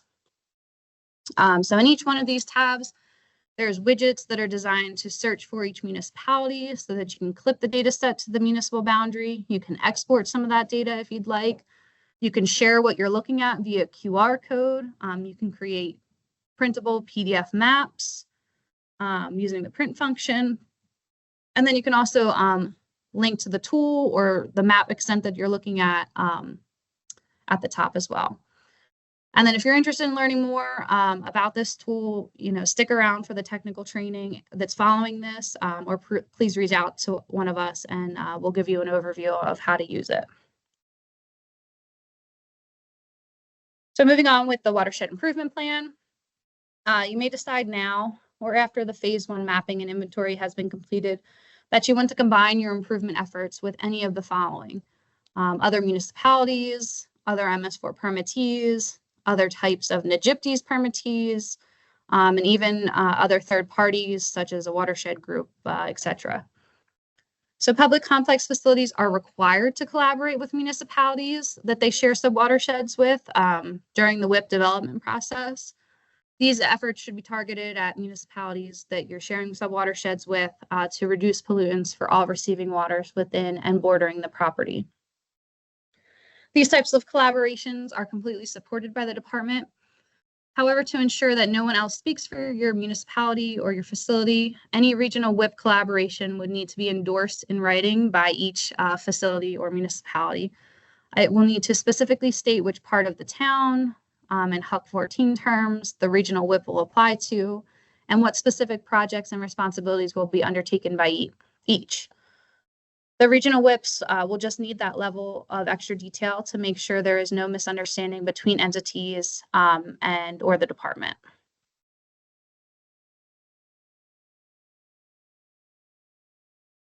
So the watershed assessment report, also known as phase 2, this will be created by using the data acquired and the analysis from phase 1 to identify potential water quality and quantity improvement projects that are targeting TMDLs and impairments in each subwatershed. The report will also need to include an estimate of the reduction of pollutants, a summary of feedback from any public sessions held, an estimate of funding needs, and a tentative implementation schedule. So projects may involve disconnecting and redirecting stormwater runoff to keep it from being discharged directly into impaired waterways. Just remember that if you disconnect runoff from the whole area that flows to an outfall, that will yield 100% reduction for all parameters in the impaired water body. So for some other parameters, such as TSS, phosphorus, and nitrogen, there are best management practices that we have published removal rates for in the Stormwater BMP manual. We also suggest searching online to see what other information has been published, and you may reference case studies to propose removal rates for parameters within your subwatersheds. The department is also requiring that permittees solicit input from residents, businesses, neighboring towns, other permitted dischargers, and anyone else who needs to be informed. Hosting stakeholder sessions is going to be an important and required step since these projects may involve tax dollars, disruption of roads, or use of public property, and many have interested groups that may also have observational stormwater information. So towards the end of this, the permittee will be required to post the watershed assessment report on their dedicated stormwater webpage, and then you'll announce a 60-day public comment period. And then at the end of that year, 2027, December 1st, you'll be preparing the final watershed improvement plan report, which is considered phase 3. And that will take the information that was presented in phase 2's report, which was originally public noticed. You'll evaluate those public comments, if any are given, the cost, the funding, etc. This report will also identify which projects are to be implemented, including proposed timelines and expected results. This report will need to include a summary of project locations and expected load reductions. We'll also include the rationale behind the chosen projects and plans to incorporate other regulatory mechanisms, implementation schedules, and cost. The WIP will also need to be reviewed and updated when necessary based on the biennial review of revisions to the impairments of the permittee's water bodies. And that will be based on the department's integrated report and any newly adopted TMDLs, as well as any updates to the overburdened communities layer, and then any of the other layers. Finally, I just wanted to point out that we are still preparing WIP templates, including guidance material for permittees to use. This way, all WIPs are developed statewide, following the same format to make it easier for the public and the department to review and compare. And I just wanted to say that the template and guidance for the phase 1 is currently on our webpage now. I think we have kind of an informal comment period going on. So if you'd like to review that and give us some suggestions or ask any questions, you're welcome to do that. And then I'm just going to pause to see if we have any questions going on before I get back into the remaining of the permit conditions.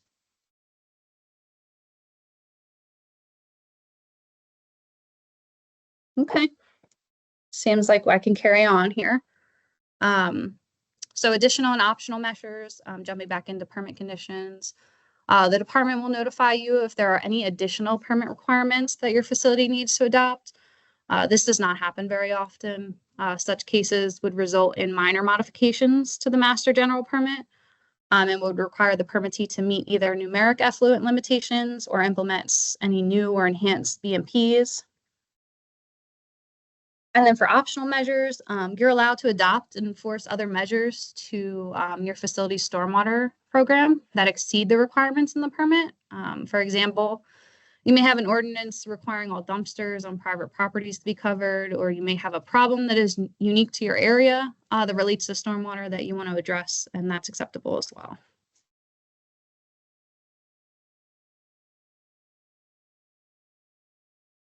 So record keeping, probably one of the biggest things to keep on top of for the fact that when DEP, ourselves, or EPA staff come out for an audit or a site inspection, we'll be looking at your records to demonstrate compliance with each permit condition. So one of your main jobs as the SPC is to have these records ready upon request.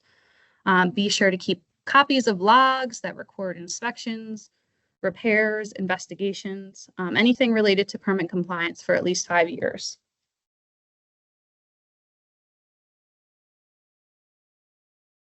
And then many of us may already be familiar with the annual report and certification, but for those who are not, every year between January 1st and May 1st, all permittees will report on the previous calendar year by accessing NJDEP online to submit their annual report.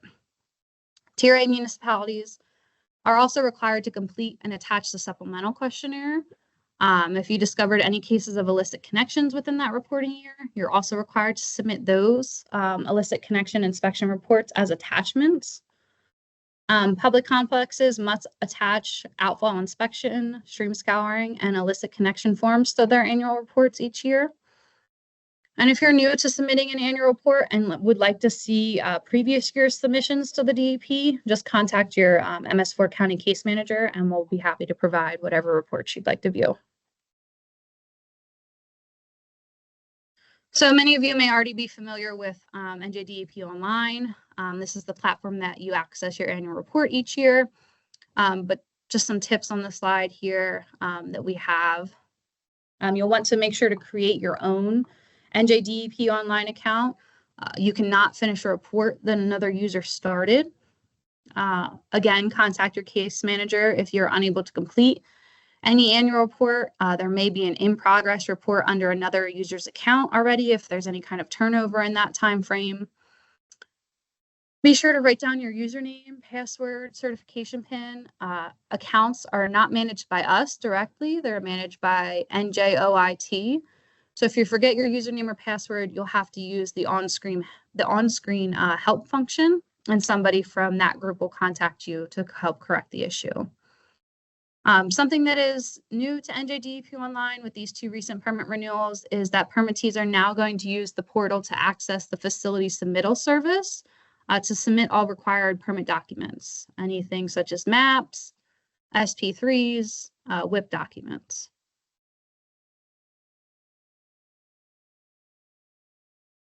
So we have some condensed information in the form of guides and an FAQ that's already posted on our MS4 webpage. If you get stuck, when you set up your account, please just remember to keep your account information somewhere secure.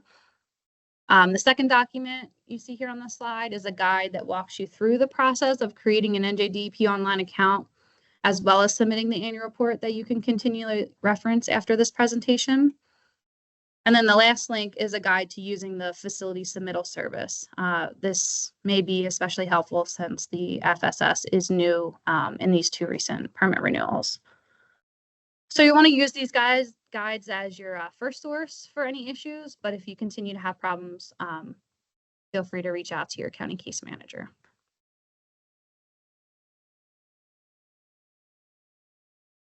All right, so that brings us towards the end. Age-old question of who's going to pay for all of these things.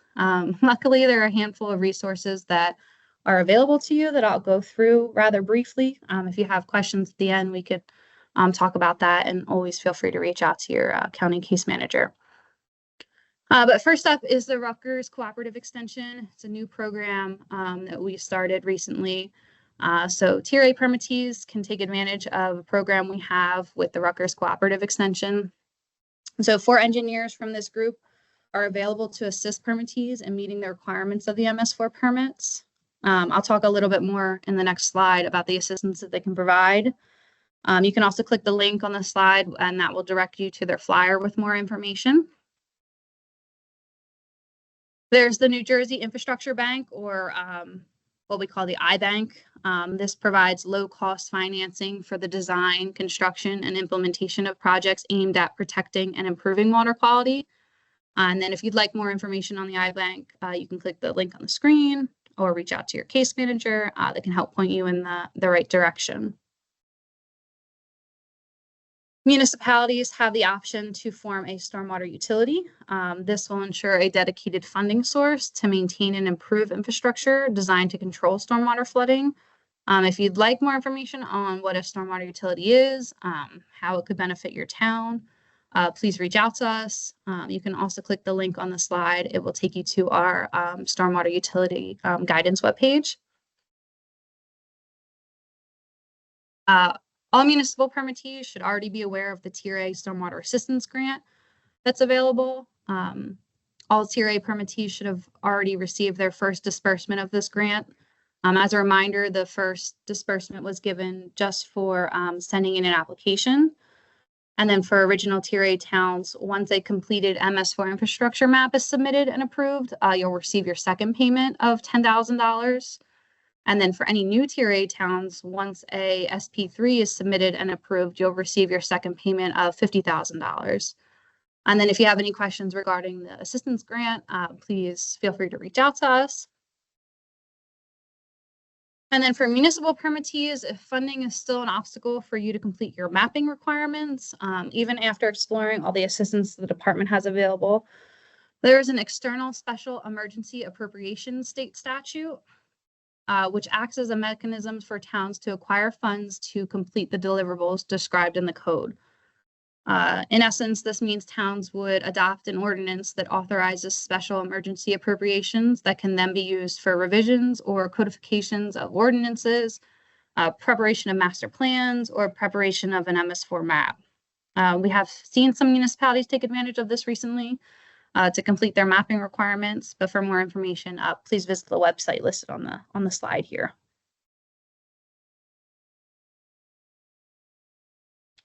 One quick question, if I could. Absolutely. I'm sorry. Just all those funding resources, again, probably don't apply to the public complexes unless it's the New Jersey iBank. But we, as a community college, we really don't borrow money. So I'm trying to just figure out, are there any of these programs are going beyond the Tier A designation, or are there other possible options? I would say what we have on here is kind of like our main, programs that we suggest first going into. If you're new to the program, we do have a lot of guidance on our webpage, such as inspection forms, FAQ facts, stuff to help with the WIP. We have fillable SP3 templates. So we are willing to work and help you complete that work. But if there's a specific need that you have that you can't find funding for, please reach out to us and we'll try and work with you. Okay, great. Thank you. All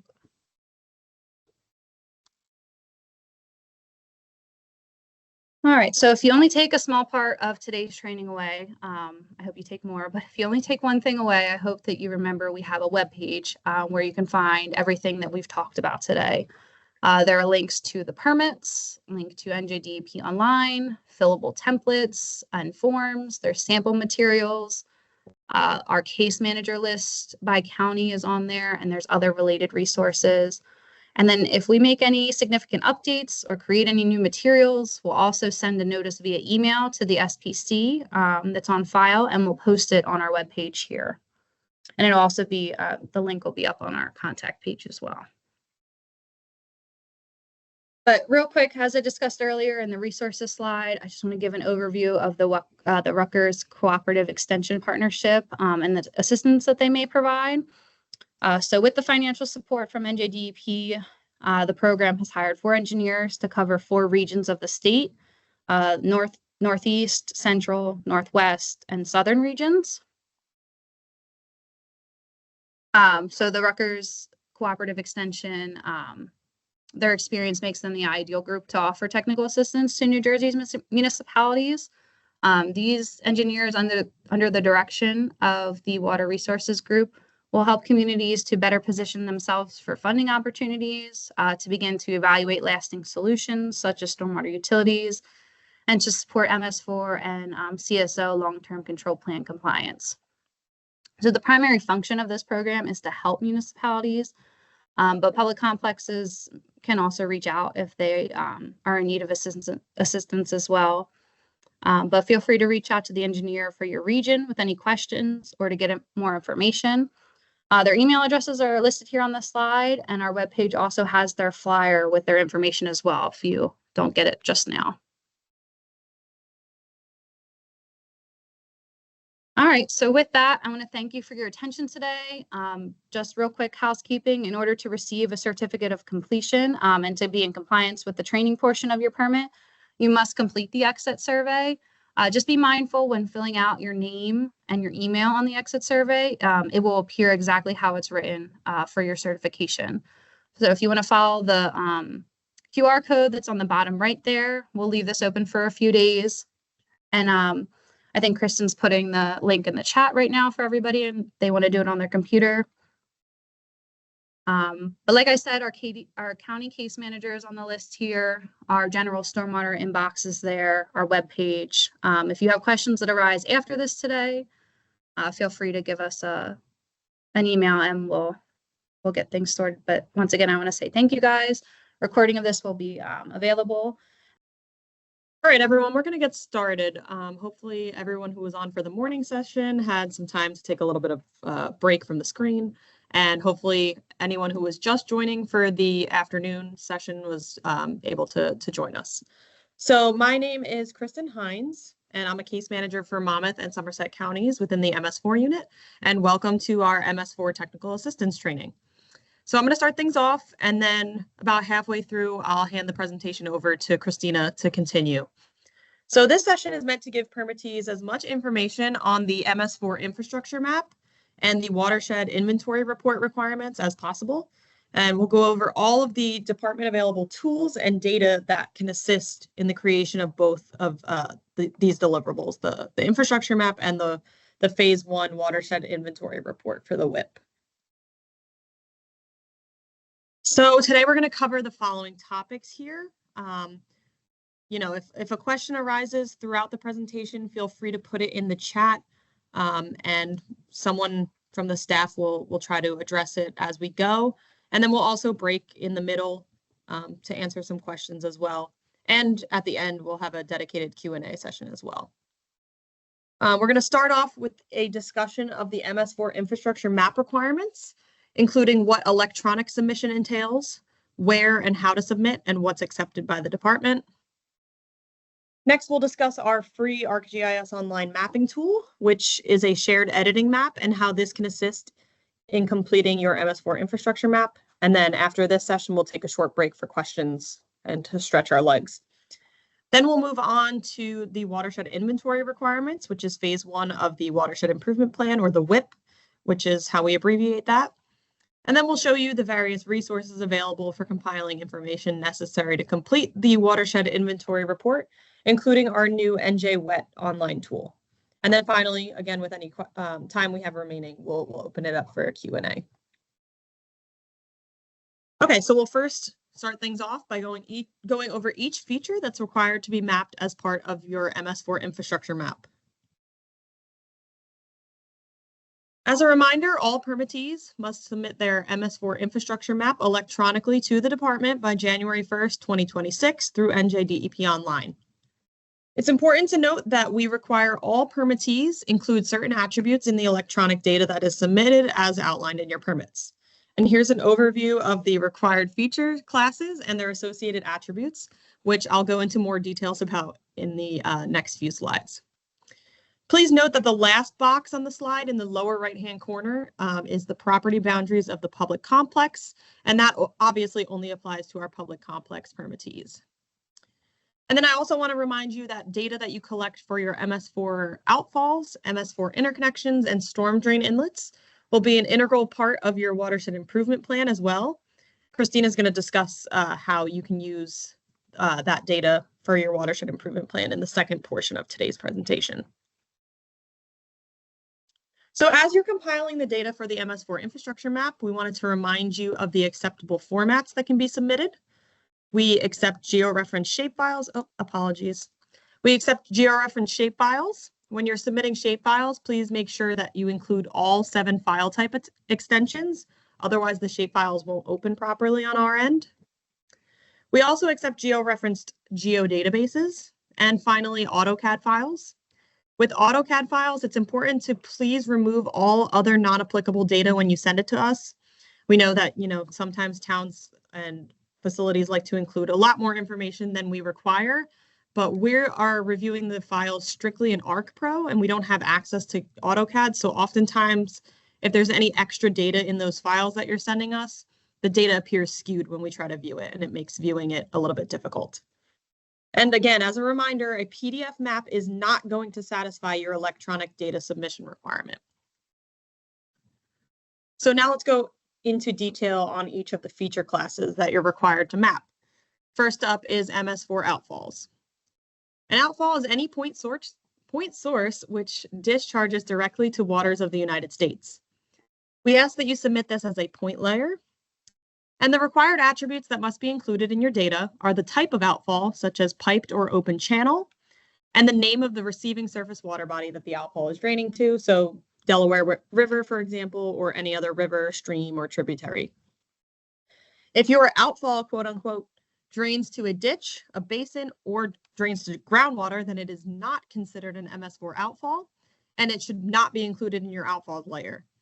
Those points would be mapped as groundwater discharge points instead. The next feature is MS4 groundwater discharge points. A groundwater discharge point is the lowest invert elevation of any stormwater facility where the stormwater discharges into the superficial groundwater aquifer. These include points that discharge to a ditch, basin, or farmland. We ask that you submit your groundwater discharge points as a point layer. And the required attributes that must be included in your data are the type of groundwater discharge point. The two most common types that you'll see are a constructed infiltration BMP, such as either an infiltration basin or a sump inlet, or an overland flow area. The point that should be mapped for an infiltration BMP is the exact point or points of infiltration, and the point that should be mapped for an overland flow area is the exact point of discharge.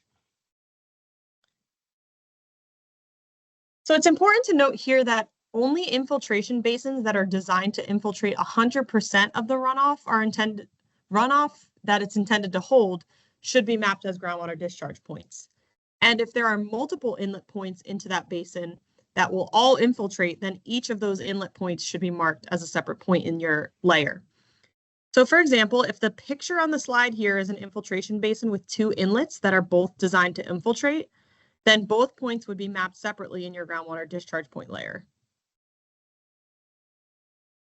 And then you would denote the type for each of those points as an infiltration basin. Any basin that is designed to only reduce the volume of runoff would be mapped as a basin within your stormwater facilities layer, which I'll go into more detail about in a few slides.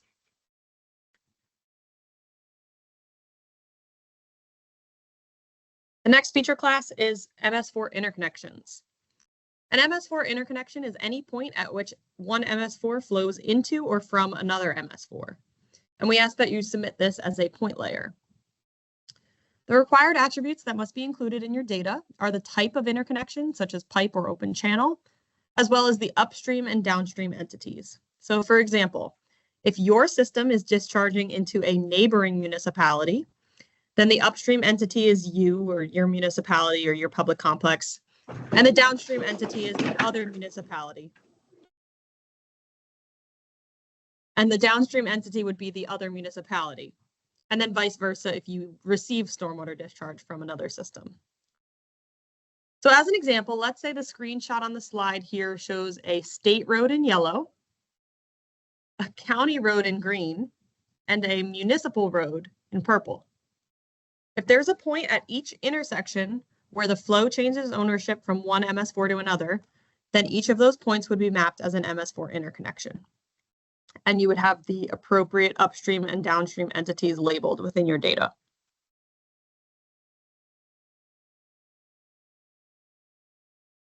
Next up is storm drain inlets. A storm drain inlet is the point of entry into an MS4. We ask that you submit this as a point layer, and the required attributes for storm drain inlets are pretty straightforward. We ask for the type of inlet, such as combination inlet or grate inlet, etc.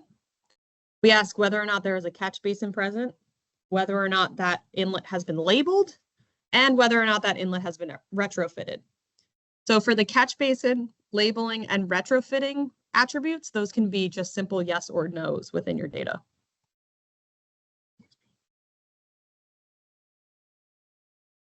So in the past, there seems to have been some confusion about what a catch basin is, so we thought that it was important to highlight it here again in this presentation. So let's talk about the difference between storm drain inlets and catch basins. The storm drain inlet is the top grate that you can walk or drive over, and if it's along a curb, it includes the curbside opening. We consider the inlet to be all of the parts that you can see on the surface. The catch basin is below the surface, below the surface, typically straight below the inlet, but sometimes further down the pipe, and it's the point designed to collect pollutants. So typically you may find leaves and trash trapped in a catch basin, which is a good thing because then those pollutants aren't making their way through the rest of the system where they can cause issues further down, like flooding.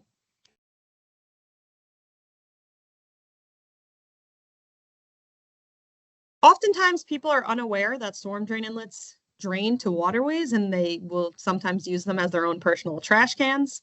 So this is why it's important that each storm drain inlet gets labeled, particularly those that are along sidewalks or pedestrian walkways. Labeling can be accomplished in many different ways.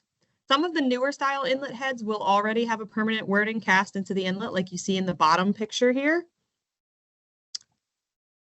If your inlets don't have this, then you can install some sort of button with a message on it, like you see in the bottom left photo. And these are the two most common ways that we see permittees accomplish their storm drain inlet labeling.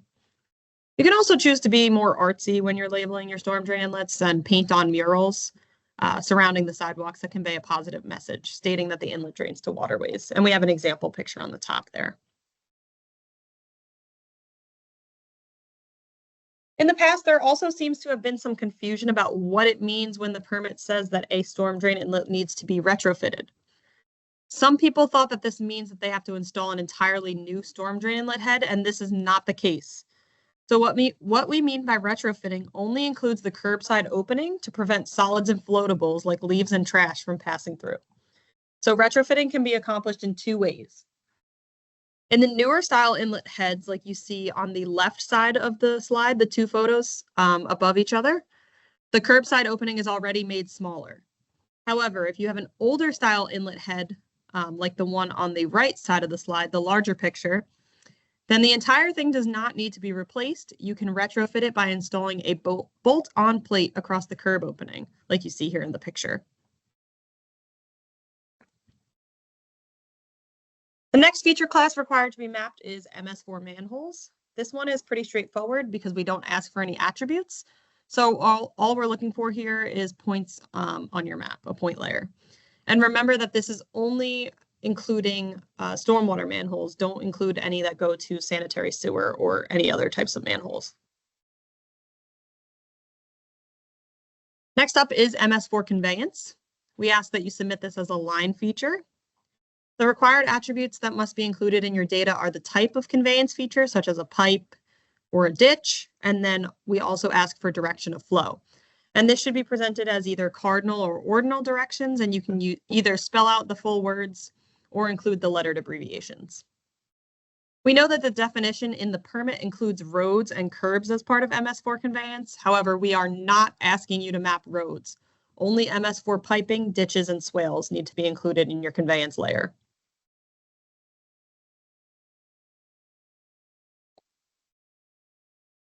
Next is MS4 pump stations. So similar to manholes, this one's pretty straightforward. We don't ask for any attributes regarding your pump stations. We're just looking for a point layer on your map if you have any within your facility. Again, remember that we're only looking for you to map any stormwater pump stations that you have, not ones for drinking or sanitary sewer.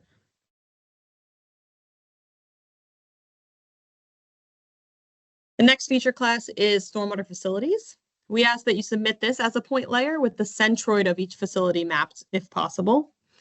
The required attributes that must be included in your data are the type of stormwater facility. So for example, detention basin would be mapped here, as well as any manufactured treatment devices or green infrastructure. We also have some other examples on the table here on the slide. These are some other things that would be considered stormwater facilities.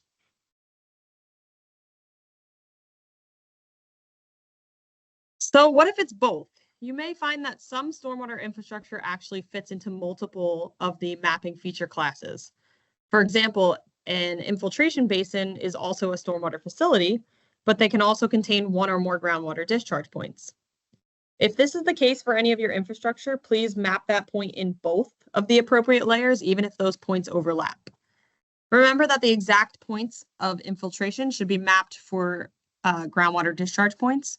So in the example picture here on the slide, if there are 2 inlets that are discharging into groundwater, those would be marked as the groundwater discharge points in that layer. And then you would map the centroid of your basin as part of your stormwater facilities layer.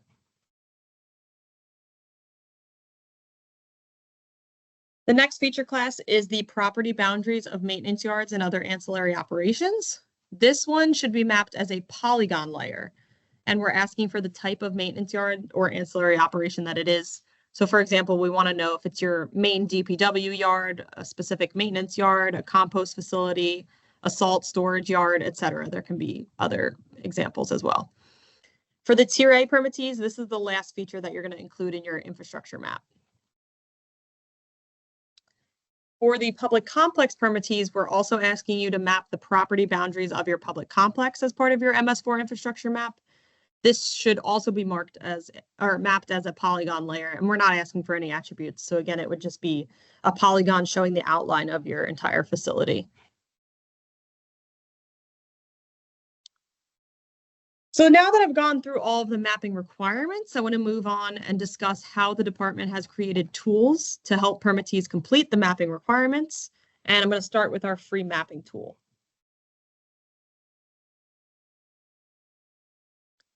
So the department previously created a geodatabase template and associated data dictionary for 7 stormwater feature classes that were required to be mapped in the 2018 Tier A permit and the 2019 public complex permit. We realized that not every permittee operates in the same manner or has the same technological capabilities. So the geodatabase template was made available over several different collection methodologies to suit the needs of all of our permittees. So this included a shared editing map within ArcGIS Online that you could access on desktop computers, laptops, smartphones, or tablets. And then we also created a downloadable geodatabase template for permittees who are already familiar with or currently using ArcMap or ArcPro with their own licenses. We're currently working to update and modify the ArcGIS Online shared editing map as well as the geodatabase template to account for all the new stormwater features that are required to be mapped for both of the permit renewals.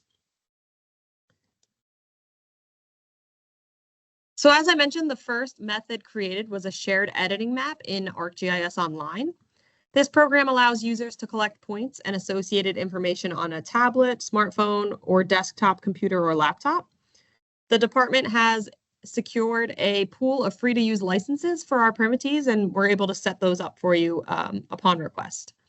Additionally, if there are any permittees out there that already have their own ArcGIS Online licenses or logins, we can add you to our shared editing map if you'd like access.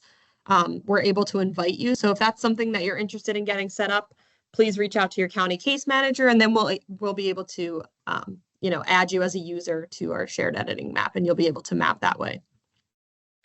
Data that's collected is stored in our database, and it can be viewed publicly and downloaded at any time. And I think Christina is going to touch on that towards the end of the presentation.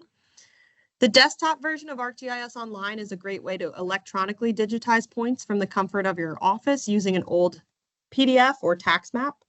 So I'll just quickly do a walkthrough with some screenshots to show you how to access the shared editing map within ArcGIS Online. And then I'll also walk through quickly how to plot points using some screenshots. So your first step is going to be to navigate to ArcGIS Online using your web browser. Pretty straightforward. This is what the splash screen will look like when you get there.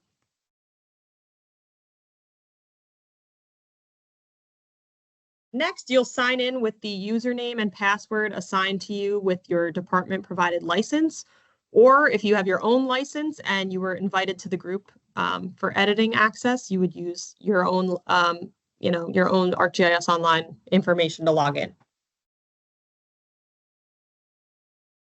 You'll then need to access the Groups tab once you've signed in, and this is where you'll see a list of all the maps that you have access to.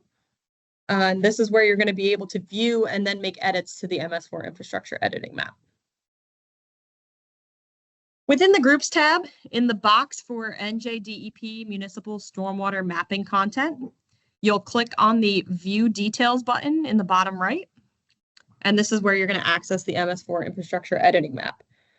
This is likely going to be the only group that you have access to with one of our free licenses. But if you have your own license and you have some other projects going on, you might see other projects listed on this screen as well.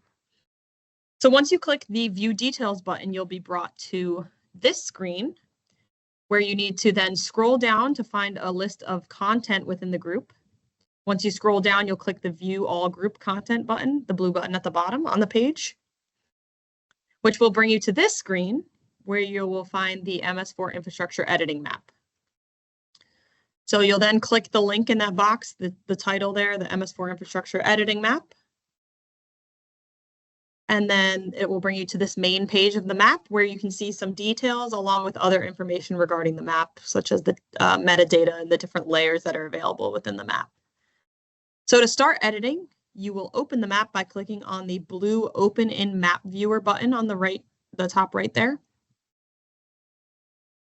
And then this is what the map looks like when you first open it. So as you scroll in, you'll start to see data populate.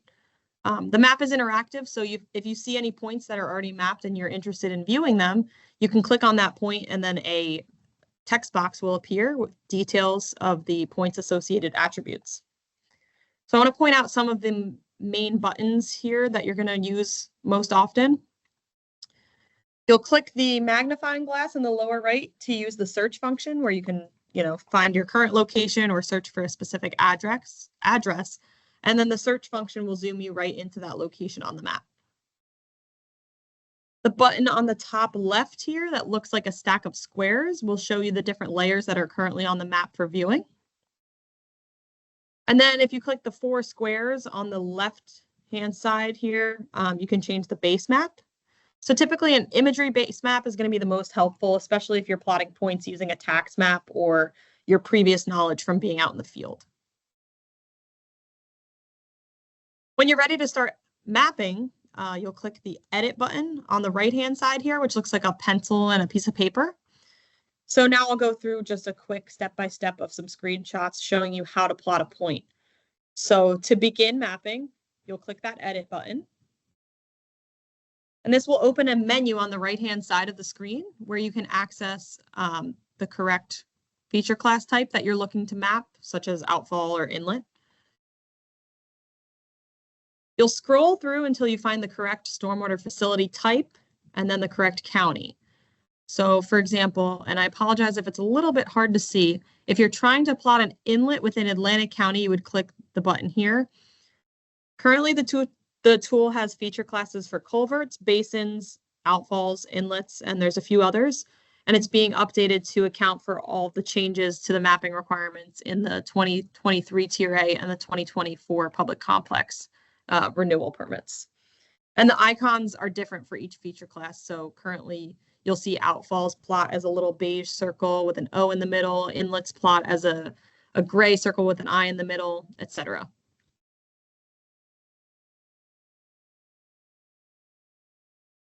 So once you click the correct feature class, it'll bring up a crosshair with the point, and you'll click on the correct location on the map to plot that point. The menu on the right-hand side will then change to display the different attributes that you can fill out for that designated point. So this will include things like discharge code, facility name, and other things that are specific to each feature class. So for outfalls, you would see something that says, outfall type. And for storm drain inlets, you would see something that says, is labeling present, something like that. And most of these attributes have drop-down boxes, drop-down menus, so it's easier than having to manually type in all that information. You would just click the drop-down box and you'll see some common examples of attributes in there for you. So once you've finished adding all the attributes, you'll click the blue Create button at the bottom of that menu on the right-hand side. If something is incorrect before you click Create, you can make changes by using the back button, where you can discard your edits entirely. So if you've already hit create and you realize after you've created that point and plotted that point that there's an error in either the point location or the attributes, you can click on that point on the map, which will highlight it blue. And then this will open a box showing all of the points associated attributes.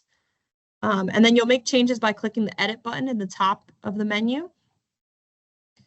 We don't actually allow users to delete points, however, to avoid accidentally deleting other people's data.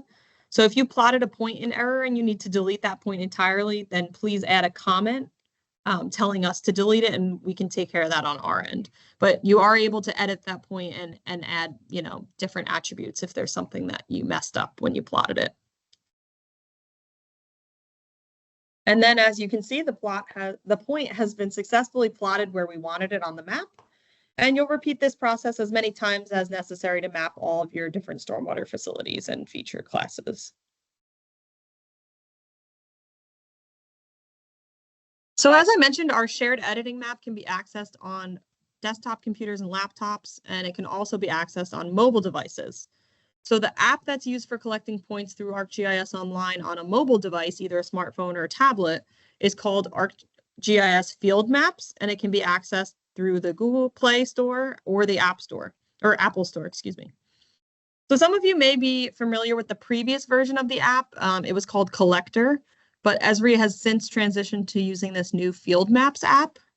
The app itself is free to download and use, and once a license is obtained from the department, or you're given access to our shared editing map with your own license, then you can start mapping. So this method is the best way to collect new data points while you're out in the field.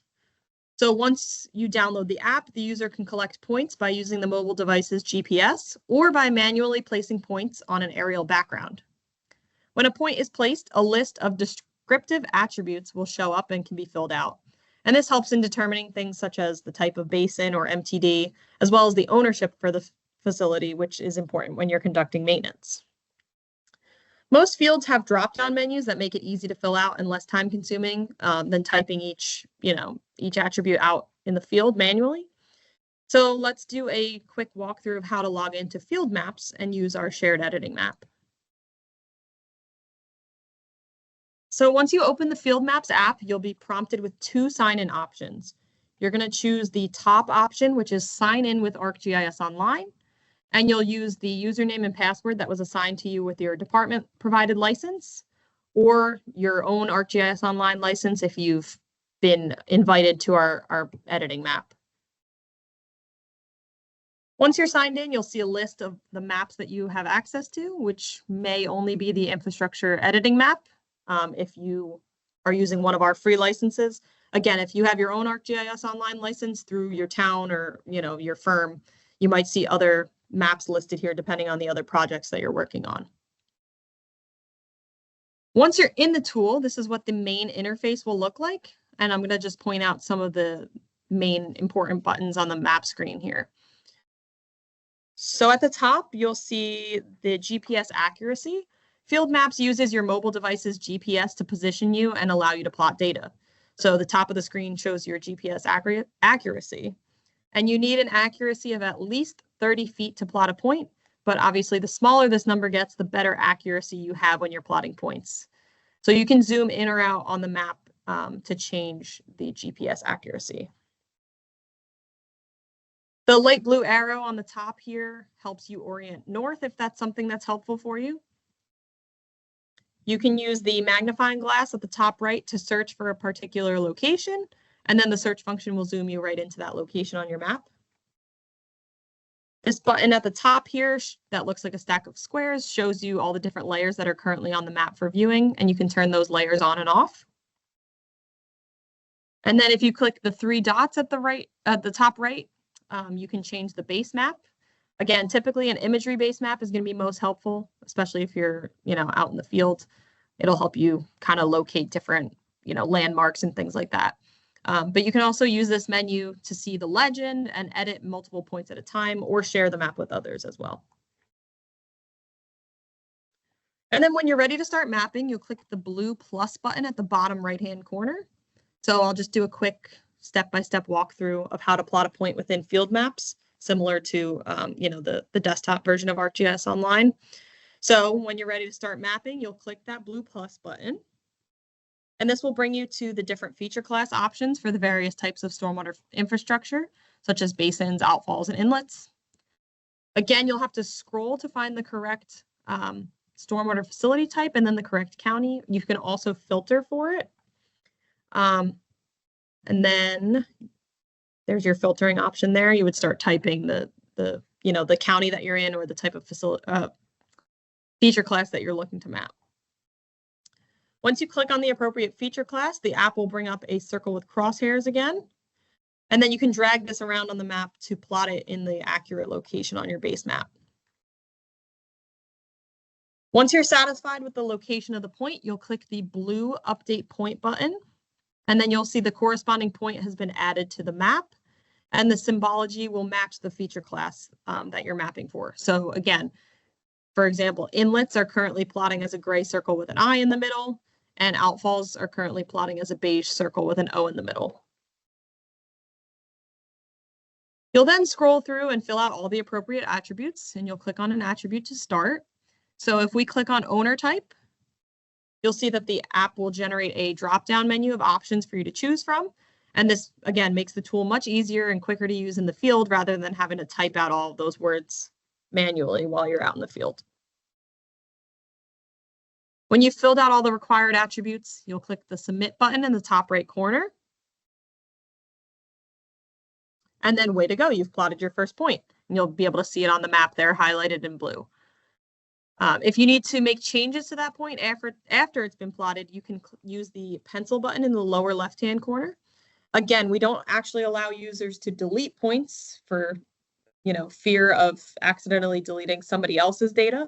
So if you plotted a point in error and you need to delete it, then please use the edit function to add a comment in there telling us to delete it, and we can take care of it on our end.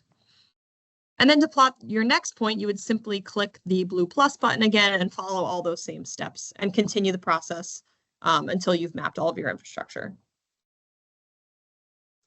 I just wanted to point out that the screenshots that you saw here for field maps were taken on an Apple device. So keep in mind that the interface may vary slightly depending on the device you're working on, Apple versus, Samsung or Google. So some buttons might appear slightly different, but the location of the buttons and the functionality should all be the same. And it also would help to make sure that you're keeping the app itself updated to account for any changes that Esri is making to the app itself. So for users who are already using ArcMap or ArcPro, I know I touched on this a little bit earlier, but we developed a geodatabase template that can be downloaded from our website. And the geodatabase can be populated on the computer and then submitted back to the department to meet the mapping requirements. Again, everything here has drop-down menus, which makes it easy to use. So the two options that I showed you previously, the Field Maps app as well as the desktop version of ArcGIS Online, those two versions provide automatic data submission to the department. But if you were to use our geodatabase template or you create your own geodatabase or shapefiles, then you need to email those files you need to upload those files to NJDEP Online to submit your electronic submission requirement, satisfy your electronic submission requirement. So in summary, DEP initially created a database and data dictionary for the stormwater infrastructure features that were required to be mapped by all MS4 permittees. It's currently being updated to account for new mapping requirements in the 2023 Tier A permit, as well as the 2024 Public Complex permit. The data dictionary was made available over several different collection methodologies to suit the needs of all permittees. The department secured a pool of free-to-use licenses for our permittees to use our shared editing map, and those licenses are available upon request. Additionally, again, if there's any permittees out there that have their own ArcGIS Online license and they would like access to our shared editing map, we're able to invite you to edit the map. So please reach out to your county case manager and we can help you get that set up. Existing data can be accessed via NJDEP Open Data, which we will discuss later in the presentation. And the department is willing to provide assistance in the form of in-person training or by answering any questions that you may have, via email, phone call, Teams message, whatever works best for you. So please reach out if you need any assistance along the way while you're completing your mapping. All right, everyone, it's Christina again. We're going to get started on the next session, or the next part of this session. So we'll start this section by going over the WIP requirements. We'll focus on the Phase 1 watershed inventory report, and then we'll discuss each feature and that is required to be in the report and point out what electronic data actually needs to be submitted to us, and then touch on the narrative report that goes along with it. So we'll go through the details of the watershed improvement plan that's required for both Tier A and public complex permittees.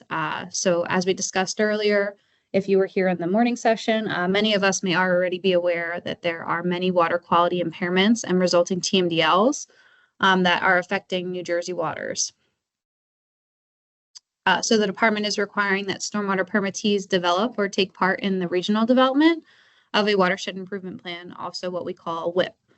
This will be to identify water quality and quantity problems affecting the subwatersheds, and then to determine what improvements can be made to reduce their contribution.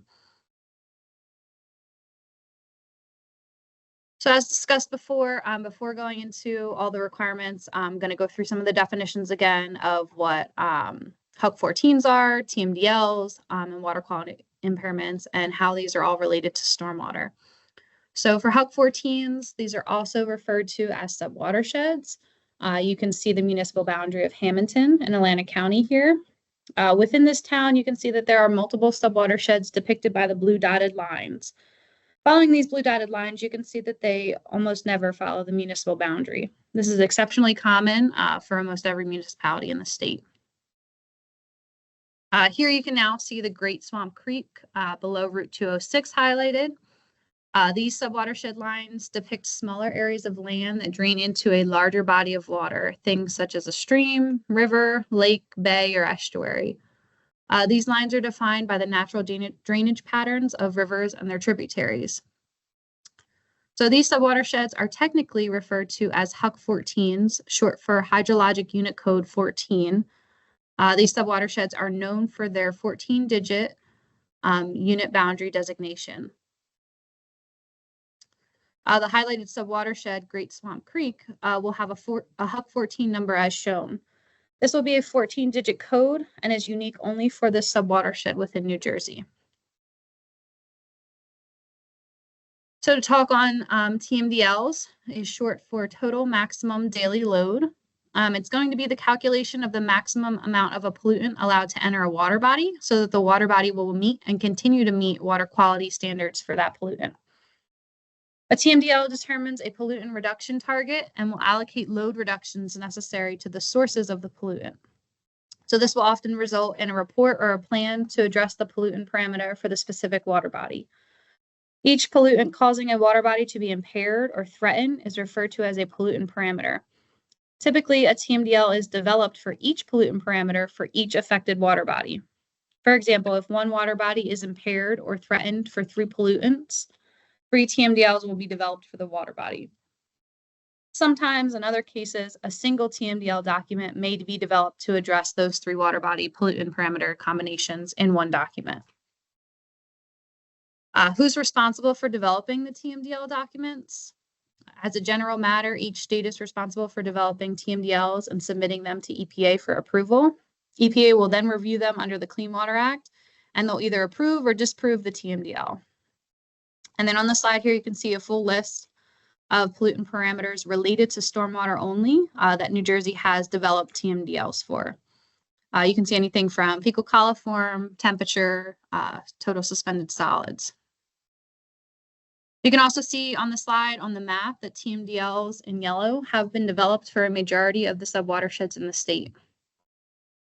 So for MS4 discharges, best management practices are generally considered the most appropriate form of effluent limitation when designed to satisfy technology-based requirements and to protect water quality.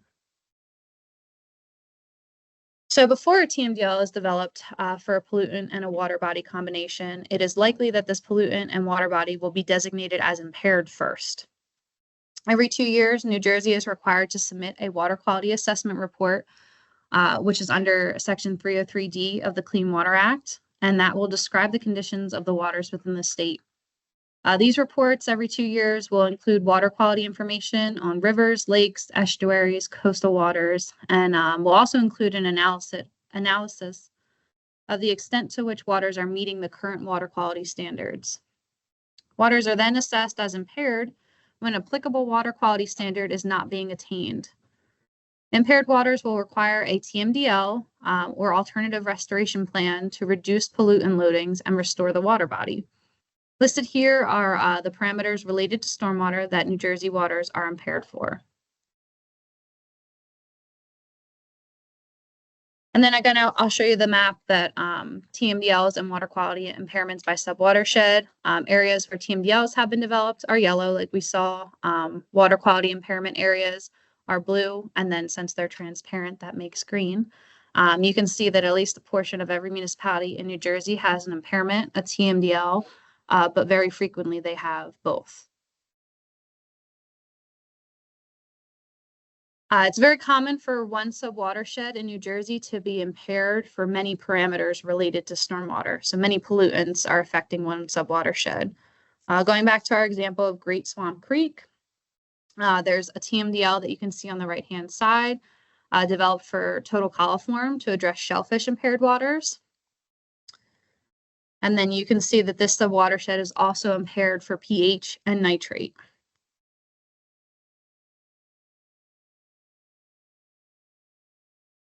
So highlighted here are some common pollutants related to stormwater, along with some of their sources of origin.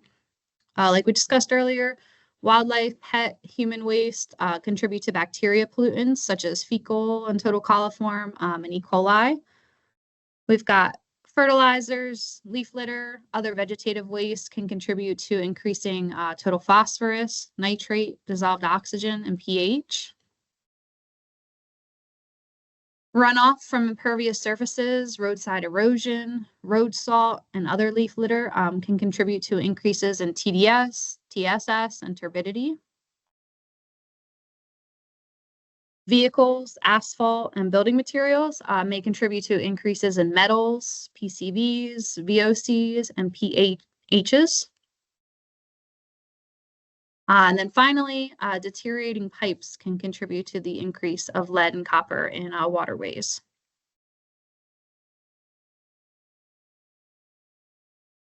So now that we discussed again some of the goals for the watershed improvement plan and looked at some of the water quality in New Jersey, let's talk about the different deliverables due for each phase and the timelines they're required to be submitted. So both Tier A's and public complexes will follow the same due date schedule. Each of these deliverables will be submitted through NJDEP online. So the development of the plan is going to be divided into 3 phases. The watershed inventory report is going to be due January 1st, 2026. And that's where you're going to inventory and analyze all stormwater related information to your subwatershed. I'll focus the next portion of this presentation here, and we'll go over how to acquire and analyze publicly available data using our tools. Beyond that, There's the watershed assessment report, which will be due a year later, January 1st, 2027. And that's going to be to take all of the information that you gather and learn in this first phase and evaluate that to determine what potential improvement projects can be implemented for both quality and quantity concerns. And then at the end of that year, December 1st, 2027, you'll submit the watershed improvement plan report, the final phase. And the goal of that is going to be to select which of the potential quality and quantity improvement projects that you'll implement and decide a schedule for those. So real quick, I just want to touch again on regional collaboration. You may decide now, or as you go through this process, that you want to combine your efforts with other MS4 permittees. Potential partnerships could include other towns, other MS4 permittees, other types of NJIPDs permittees, and even watershed groups within your communities. Also, it's important to note that public complex facilities are going to be required to collaborate with municipalities who share subwatersheds during the WIP development process. And these efforts should be targeted to municipalities that share a majority of the same subwatershed with the public complex, so that pollutants may be reduced for all receiving waters within and bordering the property. These types of collaborations are completely supported by the department, but again, I'll reiterate that to ensure that nobody else speaks for your facility or municipality, any regional WIP would need to be endorsed in writing by each permittee. It will need to include specifics regarding what HUC 14s are shared and covered in the regional WIP, and what projects and responsibilities will be undertaken by each entity. So let's go over compiling the watershed inventory report. Permittees will accomplish this first phase by summarizing and analyzing the stormwater infrastructure data that was acquired in the MS4 infrastructure map. You'll then be adding a few more data sets to the MS4 infrastructure map that the permittee will have to acquire on their own. And then you'll analyze the department available data related to stormwater for your either facility or municipality. The final deliverable for the watershed inventory report is going to include electronic data for the features we detail in this presentation next, along with a report summarizing and analyzing the required stormwater features identified in the permit. Both the electronic data and the report will need to be submitted through NJDEP online.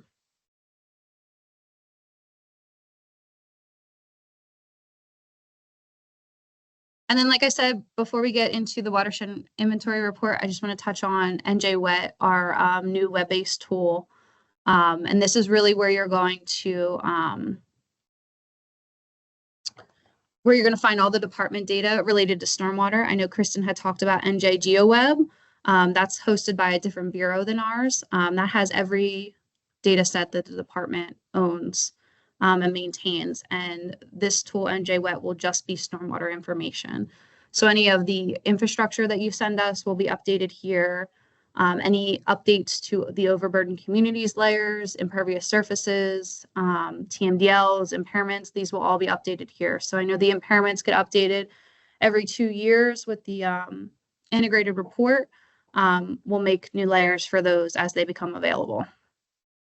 And we'll go through each section of the watershed inventory report, and I'll highlight how this tool is available to use for the appropriate data analysis.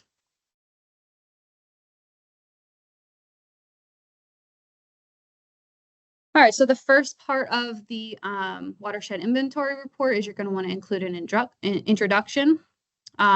So the goal of the first phase is going to be to introduce your town or your facility by summarizing different pieces. So the location, the population, demographics, land use types, etc. Anything that is helpful for the reader to understand what is going on within the town or facility. The second part of that introduction is to initially identify and then summarize each subwatershed or HUC 14 that lies within or bordering the town or facility. This will include HUC 14 numbers and common names of each subwatershed. After the water quality pieces are introduced, it'll be important to discuss any areas prone to flooding to complete the picture. So many of the introductory items needed to give the overview of the municipality may be found on the Home tab of NJWET. So each town is searchable, and when clicked on, will produce this pop-up that includes the 2020 population, all HUC 14s within the municipality, teamed yells of each HUC 14, and then as you interact with each tab, the legend will update on the right-hand side as well.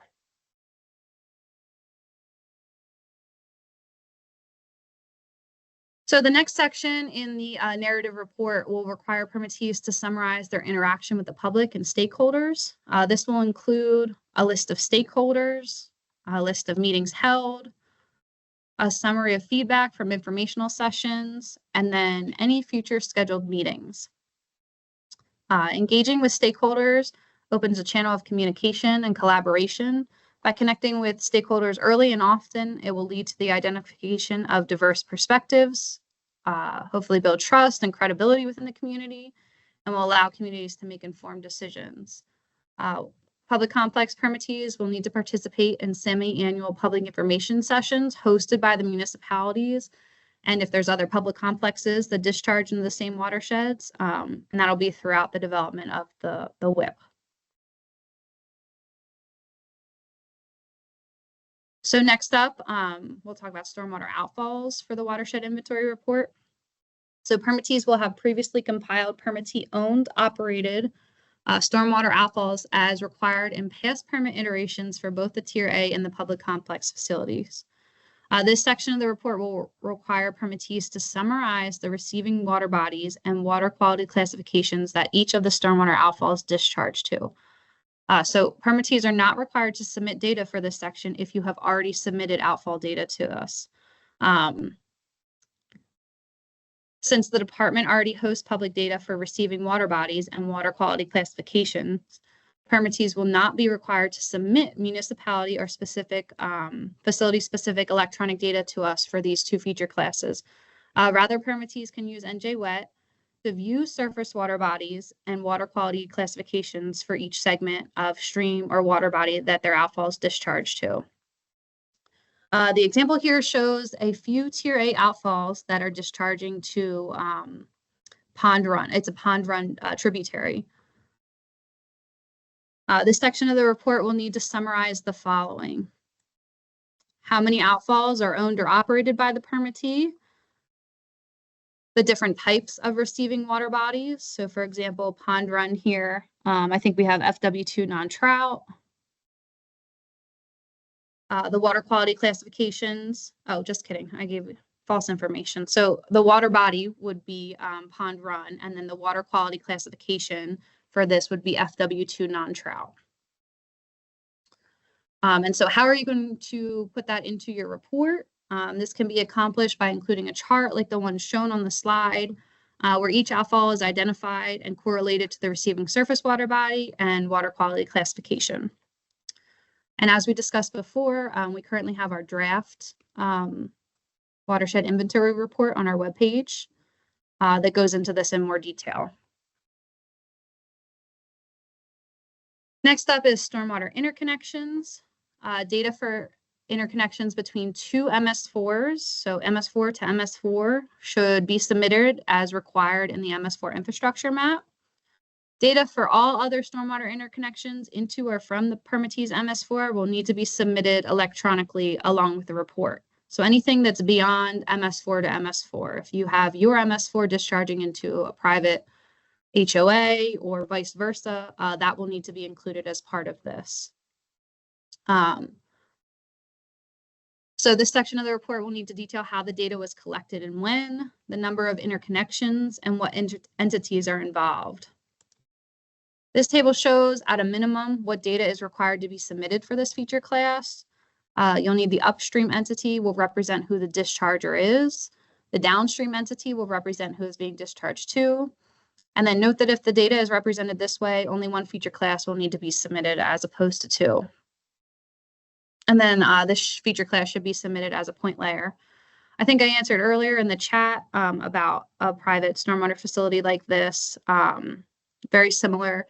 So if you're collecting data for your MS4 infrastructure map and you know that there are already areas that private interconnections are occurring, you're welcome to submit that data as one layer. You could easily add an attribute column on here and put ownership.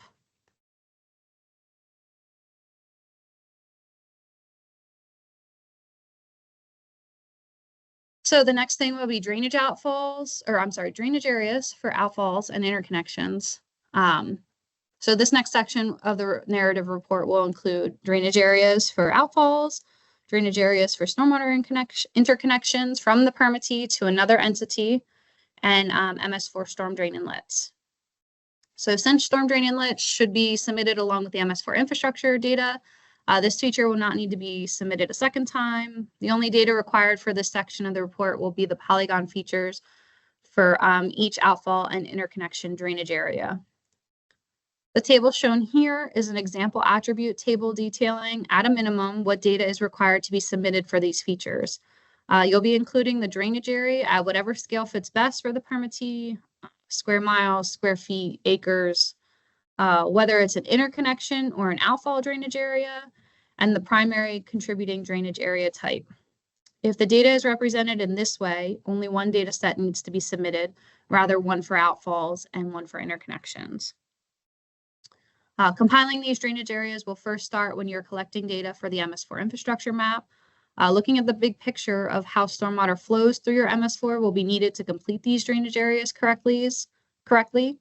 From inlets to conveyances to any interconnections to outfalls. Make sure these features are mapped accurately in the infrastructure map so that you can set yourself up for success when drawing these. I do want to point out that these drainage areas do not need to be completed by a licensed surveyor. Rather, we are anticipating that these may be sketched via ArcGIS online programs based on topography and knowledge of the area.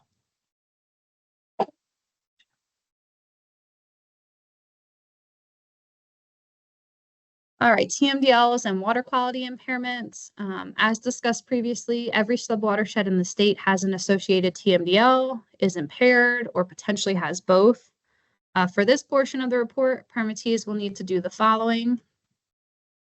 You'll have to identify each HUC 14 within or bordering the permittee. You'll need to identify each TMDL within each HUC 14.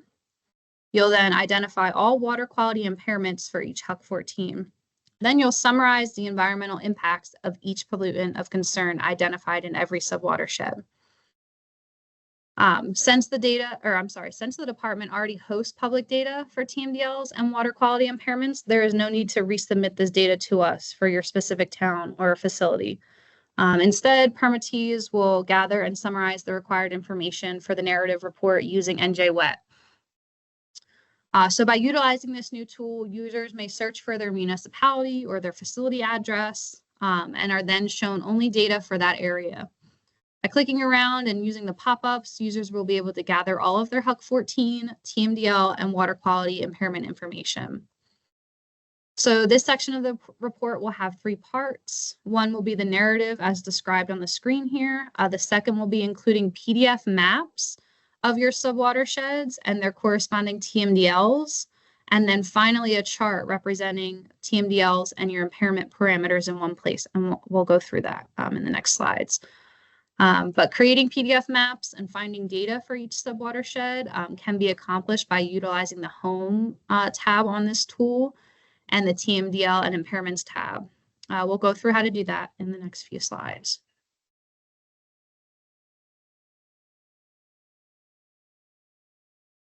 So before beginning the narrative of this section of the report, you'll first need to investigate which TMDLs and water quality impairment parameters are affecting the subwatersheds. Since there's no data required to be submitted for this section, the report will need to summarize all subwatersheds, TMDL, and impairment parameter information in a chart like shown on the slide. So for every subwatershed that lies within or bordering your town or facility, you'll need to identify the HUC 14 numbers, the subwatershed common name, any TMDL parameters that are affecting that subwatershed, and any water quality impairment parameters. This table shows every parameter related to stormwater for both TMDLs and impairments. Yours may not look like this. It most likely is going to be different. but you may frequently find that there is more than one parameter affecting a single subwatershed. In this case, you will list out each parameter for the subwatershed as shown here in the table. This is just an example table detailing at a minimum what needs to be included for each subwatershed. You're welcome to include any additional information if relevant or you need it. So next we'll go through how to use NJWET to find this information for your municipality or your facility. So first you want to identify your subwatersheds, and you'll do that using the Home tab. So for this and the following examples, I'll use Hamilton Township and Mercer County to provide instruction on how to gather information using NJWET. So up first, you'll navigate to the tool from your Bureau's webpage. Next, you'll use the Home tab to search for your municipality or address. Once you search for the municipality, the layers will be trimmed down to the municipal boundary, showing only the relevant data for the selected municipality. The pop-up shown here will appear after searching for a municipality. As discussed during the introduction section, you're able to find some information regarding the town here already. But the most important first step is to identify how many HUC 14s are within or bordering the town using this pop-up. So looking at Hamilton Township here, we can see that they have 11 HUC 14s or subwatersheds.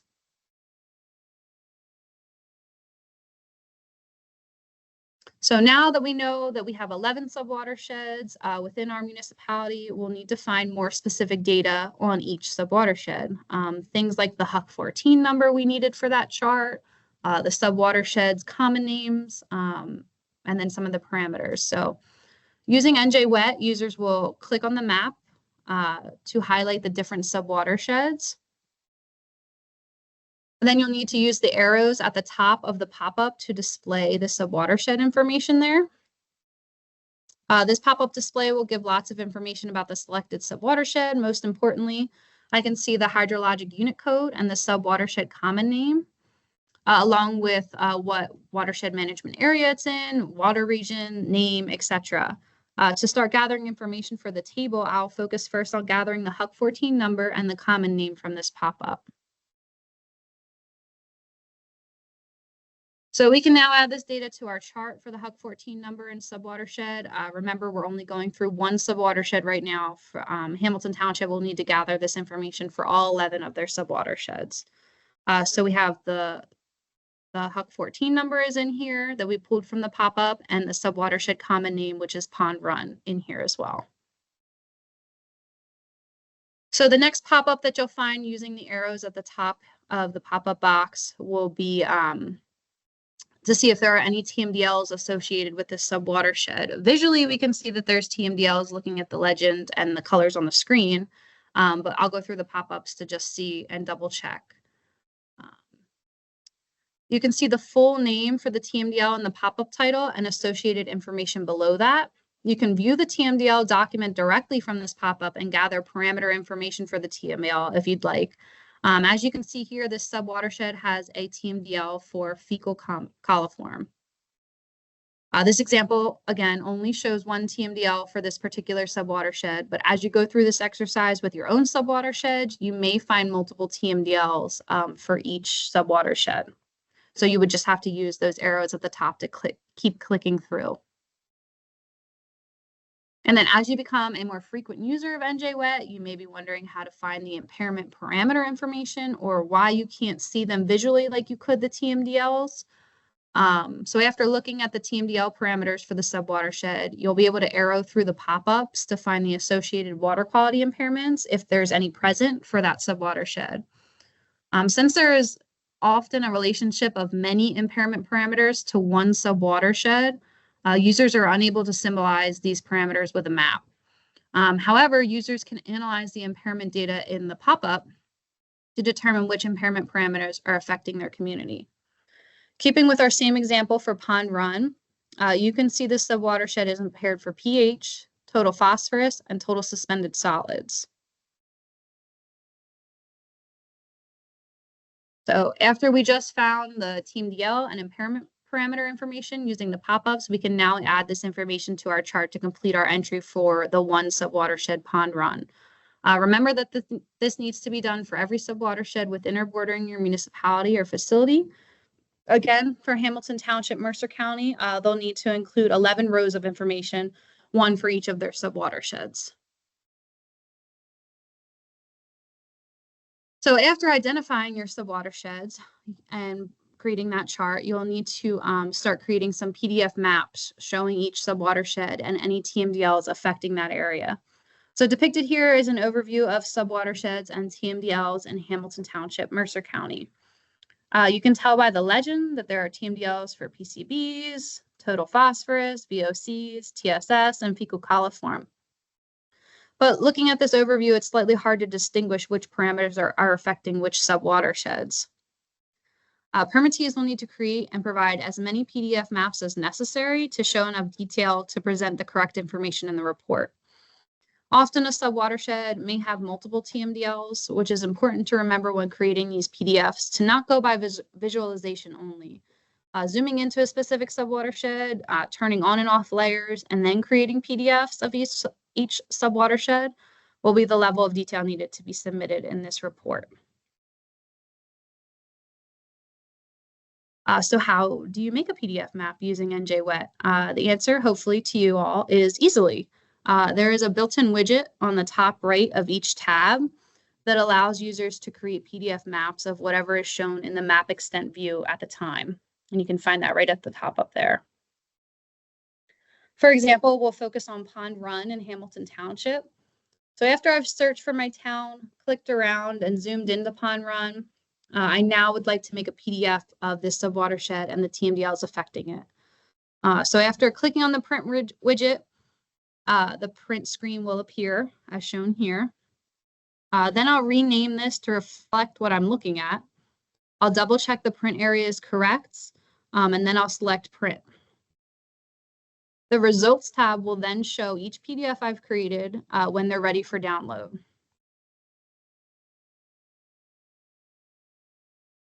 Here you can see the PDF map of Pond Run that we just created. The outline of Pond Run is shown in this blue color, and the corresponding TMDLs are listed below in the legend. Now you'll go through this exercise for each subwatershed, identifying the HUP 14 numbers, the common subwatershed names, and the parameters associated with any TMDLs or impairments. So one of the final pieces that we discussed for this section of the report, and one of the most important, is going to be to include a summary of the environmental impacts of each parameter identified in your town or facility. I want to point out that the department already has guidance language on this that can be found on our webpage, on our WIP guidance webpage, but I wanted to highlight it here for a moment. Excuse me. In the example shown, you can see dissolved oxygen highlighted. There is an overview of the pollutant and how it plays a role in the environment through stormwater runoff. And then there is a list of MS4 permit conditions that help regulate this parameter. As you're completing your narrative for this section of the report and analyzing your stormwater program, you may decide to incorporate aspects of your current program and how this parameter is already being addressed, or discuss how this parameter may be addressed in the future.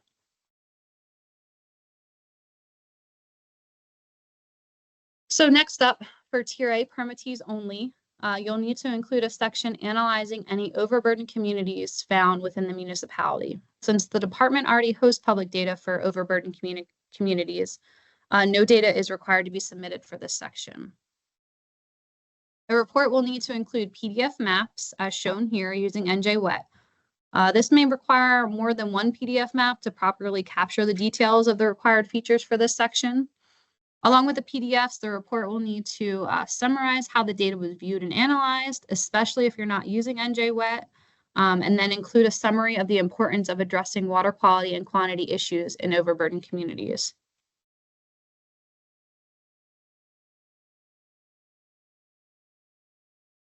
So both Tier A and public complex permittees will then need to include a section in their report for impervious area. Since the department already hosts public data for impervious area, no data is required to be submitted for this section. The report will need to include a PDF map or maps as shown here using NJWet. This may require more than one PDF map to properly capture the details of the required features for this section. But along with the PDFs, the report will need to summarize how the data was viewed and analyzed. And once again, especially if you're not using NJ Wet, identify the percent impervious cover in each subwatershed within the permittee's jurisdiction, and then summarize the impervious cover effects on stream health.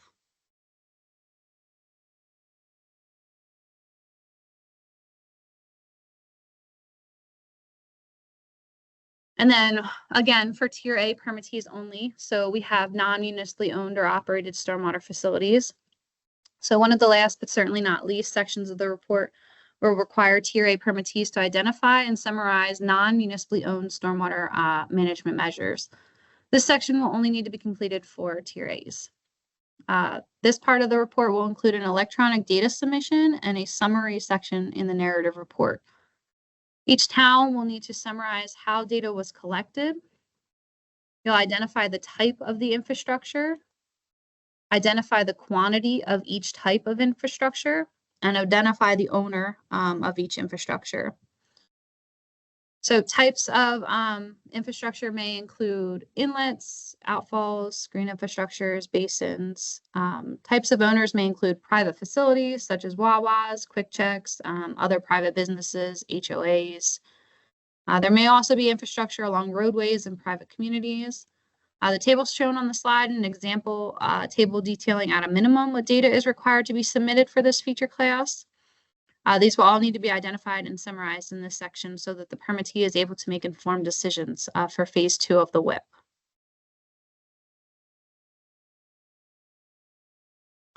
Now that we've gone over each section required in the watershed inventory report, I'll go through in more detail the resources currently available to help permittees complete this requirement. As discussed previously, talking about NJ Wet, we're hopeful this will assist permittees in the creation and implementation of their WIPs. Out of the 13 feature classes that are described in the permit, 6 of them are available through NJ Wet that you're able to analyze and not have to submit data back for us. And then as you become a more frequent user of this tool, we're always open to feedback. We'll take the time to give further training if needed or answer any questions regarding this tool. So department data, I know we talked about a little bit before. Data that is submitted to us will be reviewed by us and then submitted to our Bureau of GIS and hosted by them. So data that's hosted behind the scenes of NJ Wet is also stored via NJDEP Open Data. Some of you may already be familiar with this. This database includes all data hosted by the department, not just stormwater related information. So if there was ever a need to view your permittee's information alongside other department hosted data, this would be the place to find that information. So open data is the best way for users to view and download data beyond stormwater related information. Next up, we have the TMDL lookup tool. Many of our permittees should be familiar with this as it was a requirement in past permit iterations. This was created a number of years ago to house all the TMDL documents. Users are able to search by county and then municipality to find every TMDL document related to that area. So if you're using NJ Wet and you'd like to confirm that the data is there, you can find those same reports here. Next, I want to highlight the H&H database, which is hosted by Rutgers. If you're unsure where to start or what type of private stormwater facilities are within your municipality, this may be the best place to begin. It's an interactive map that depicts the private development projects via location. Using this database, you may be able to start inventory your non-municipally owned or operated stormwater facilities. And then are you feeling like we just went over a ton of information? We totally get it.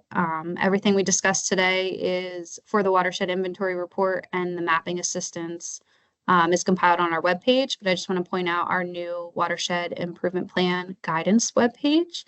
On the left, we recently added the phase 1 watershed inventory report template, which is out for comment. I think probably we're at the end of that 30 days now. And then we'll be adding the approved templates for phase 2 and 3 of the WIP as they become available. You'll find the link for the NJ Wet tool in the middle. You'll find the link for the H&H database, and then all the other resources or guidance that we have on the right is included there. Even information including the Rutgers Cooperative Extension Program for assistance. The pollutant of concern document that we discussed today is uploaded here. And then I want to point out that we've also created a BMP matrix for anyone who is already begun working towards phase 2. And as always, we are available for any questions, even after we leave here today. All right, so that will bring us to the end of our technical training presentation. I'd like to thank you all for attending. If you'd like to complete our survey, it's not mandatory, but your feedback is greatly appreciated for future trainings. Our information is on here, county case manager list. And if you think of anything after this date, feel free to reach out to us. But we'll take the remaining time, maybe another 15 minutes or so, to answer any questions if people have. And thank you for coming.